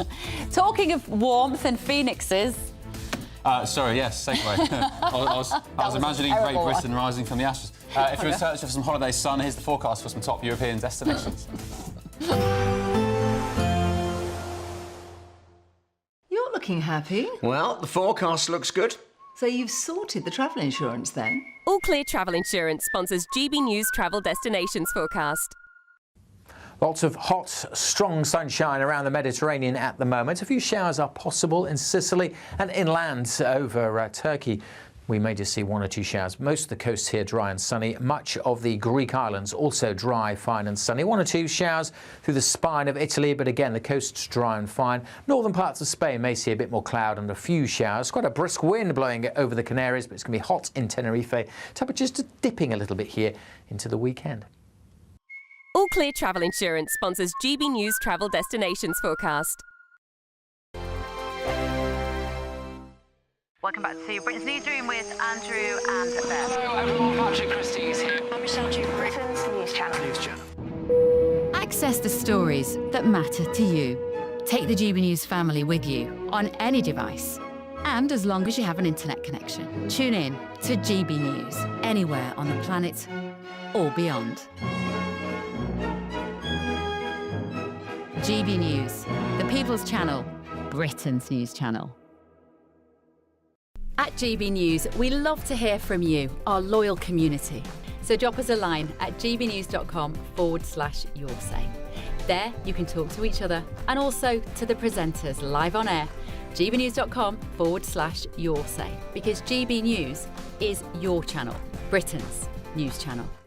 Hi, I'm Michelle Dewberry, and my show is your opportunity to cut through all the noise and dive in headfirst to some robust debates. Ideas clash. Situation, no, isn't it? No, because the failure is you're deliberately avoiding my point. Nothing's held back. And if you think this is the end of it, wait for more. And we do not shy away from the difficult stuff. Sometimes I want to shake people and say, if only you understood. So join me on Jubes & Co. weeknights at 6 p.m, only on GB News, Britain's news channel. Good Afternoon Britain isn't just about us. The wonderful thing about this programme is it's about everyone watching. It's an interactive programme. Well, there absolutely is something to see here, and we're going to be talking about it more. Whether it's breaking royal news, please bring us up to date, or indeed a particularly punchy speech in the House of Commons. Very, very curious. We bring it to you live, and then we bring you live reaction as well. That's Good Afternoon Britain, weekdays from midday. Only on GB News, the People's Channel, Britain's news channel. In the GB Newsroom, we bring you the news as it happens. With our team of dedicated journalists across the UK, we're ready to keep you up to date with what's happening every half an hour, every single day. Bulletins here on GB News, the People's Channel, Britain's news channel. Mornings don't have to be tiresome, especially if you have the right company. Wake up to news as it happens, opinion and debate, and of course, a little bit of entertainment too. Because when the kettle's on, we're on. That's Breakfast on GB News, a show worth waking up for. Every morning from 6 a.m. Only on the People's Channel, Britain's news channel. We'll spread the news, you spread the word. Join me, Nana Akwe, for an informative, interactive news programme with a difference. It's fun. No, he didn't say that, though. I'm so surprised. I think there's an element of truth to that. Join me from 3 p.m. every weekend, only on GB News, Britain's news channel.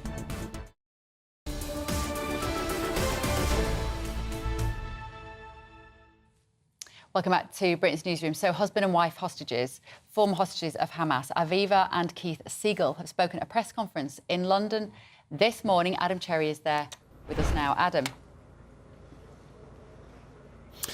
Yeah, good morning, guys. I'm joined by Keith and Aviva Siegel now. Guys, thank you very much for joining us this morning. I want to start, if I may, by asking about the morning of the 7th of October and what happened to you on that morning. The 7th was one of the frightening days ever to go through. Think about 15 Hamas terrorists walking inside my house, and Keith and I were with our pajamas and just taking us in such a brutal way. On the way to the car, they pushed us and they broke Keith's ribs and they shot us, and one of the bullets hit Keith's hand, and I was shaking. I didn't understand what's happening to us. I never ever thought that something like that could ever happen to me and to Keith. It was very, very frightening. And you were both held captive in Gaza. Aviva, you were held for 51 days. Keith, you were held for 484 days. And if I just want to ask, first of all, what it was like to be held captive for that time, but also the separation and not knowing if you would see each other again. What was that like? It was the worst thing that any human being could go through. We were taken underneath the ground, and underneath the ground we could not breathe. We were like trying to collect the air, and I'll never forget the moment that I was sure that I'm going to die. I touched death underneath the ground, and there's still 50 hostages there that we know of. 20 of them are still alive, that are battling just to breathe. That's a human right that every human needs to continue to live. It was taken away like all the other human rights. We were starved, thirsty, we weren't allowed to move. I used to hide myself when I had to cry because I was just so sad when they brutally treated my husband and the girls with me so many times. Keith, you described during the press conference that actually you tried to empathise or be more friendly towards your captors, just for self-preservation. Did that help in any way? I was hoping that it would. Nonetheless, I experienced a lot of abuse from them, from the Hamas terrorists. I thought by calming the atmosphere and the environment, that would help me, hoping that if I was nice to them, they would be nice to me. I think some of the times it might have helped, other times I could not see that it was helping. And when you were finally released, what was the moment like when you were both reunited? As I said, you were in captivity for over 400 days and separated. What was that moment like after so much time? For me, to come back after being in Gaza because of the Hamas terrorists and going through the worst thing any human being should go through, left underneath the ground alone 40 meters, trying to keep myself alive, knowing that Keith is going through the same thing because I was there, and I was there with Keith for 1 year and 2 months, knowing that Keith is still in Gaza, not knowing if he's still alive, worrying about him all the time. I got up every morning and did everything I could to bring Keith and the girls and all the hostages home, and that's what we're doing today. Yeah, you also mentioned you're asking the government, the England and the US and the Israeli government to help and do more, and people of these countries to do more. What's your message to Donald Trump? I know you've met him, your message to Netanyahu. What's your message to these leaders?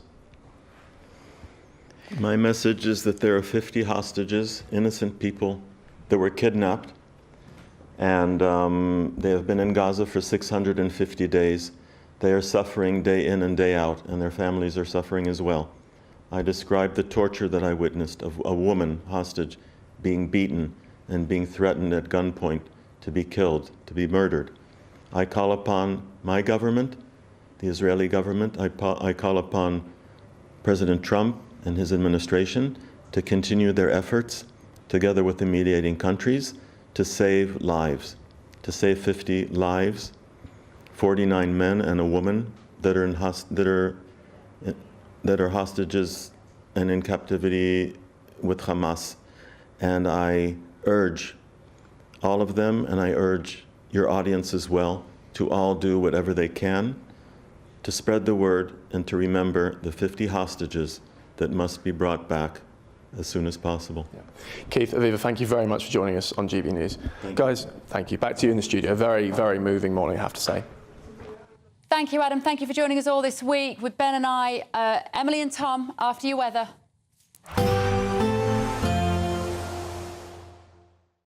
Expect a warm front, moving from the kitchen right through to the rest of the house. Boxed Boilers, sponsors of weather on GB News. Good morning. Welcome to your latest weather update from the Met Office here on GB News. A bit more cloud for most places today compared to yesterday. Still pretty warm and humid across the southeast, and later on some thunderstorms possible in Northern Ireland. We've seen a little bit of rain in Northern Ireland through the night. That's now pushing into southwest Scotland. A bit dull and damp to start the day over northwest England, parts of Wales and the Midlands. Much of eastern England, northern Scotland staying dry and bright, but increasing amounts of cloud pushing in here. And then later on, see the potential for some big showers and thunderstorms across Northern Ireland. Much of East Anglia, the southeast, stays dry, warm and humid here, 27, 28. Elsewhere, we're into the low 20s generally. Should hang on to some fine weather over northern Scotland for most of the day. Sunny spells likely here, but cloud and some outbreaks of rain in western parts of Scotland on and off through the day. Not much, I don't think, getting to Edinburgh. But in Northern Ireland, we do have to watch out for some heavy thundery showers, particularly over the west, developing through the afternoon, lasting into the evening, dropping a lot of rain in a short space of time. It could cause some disruption. Bit of showery rain heading across the Midlands at times, probably brightening up in Wales and southwest England after quite a lot of cloud this morning, but then further cloud pushing in overnight. The heavy downpours should clear from Northern Ireland through the evening. We'll keep some outbreaks of rain going across Scotland, especially in the north and the west. 1 or 2 heavy showers possible elsewhere, but much of the Midlands, eastern England staying dry overnight, perhaps turning a bit misty, especially around some coast as temperatures hold up at 15, 16 degrees Celsius.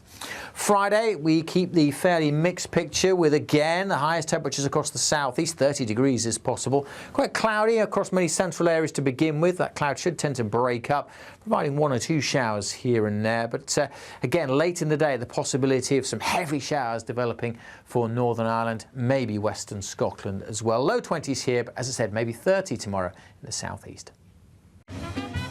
A positive outlook through the night will power through to a bright day ahead. Boxed Home Battery Storage, sponsors of weather on GB News. Imagine having an extra £1,000 to spend each week for an entire year. £54,321 in tax-free cash could be yours. Cash to spend however you like. £54,321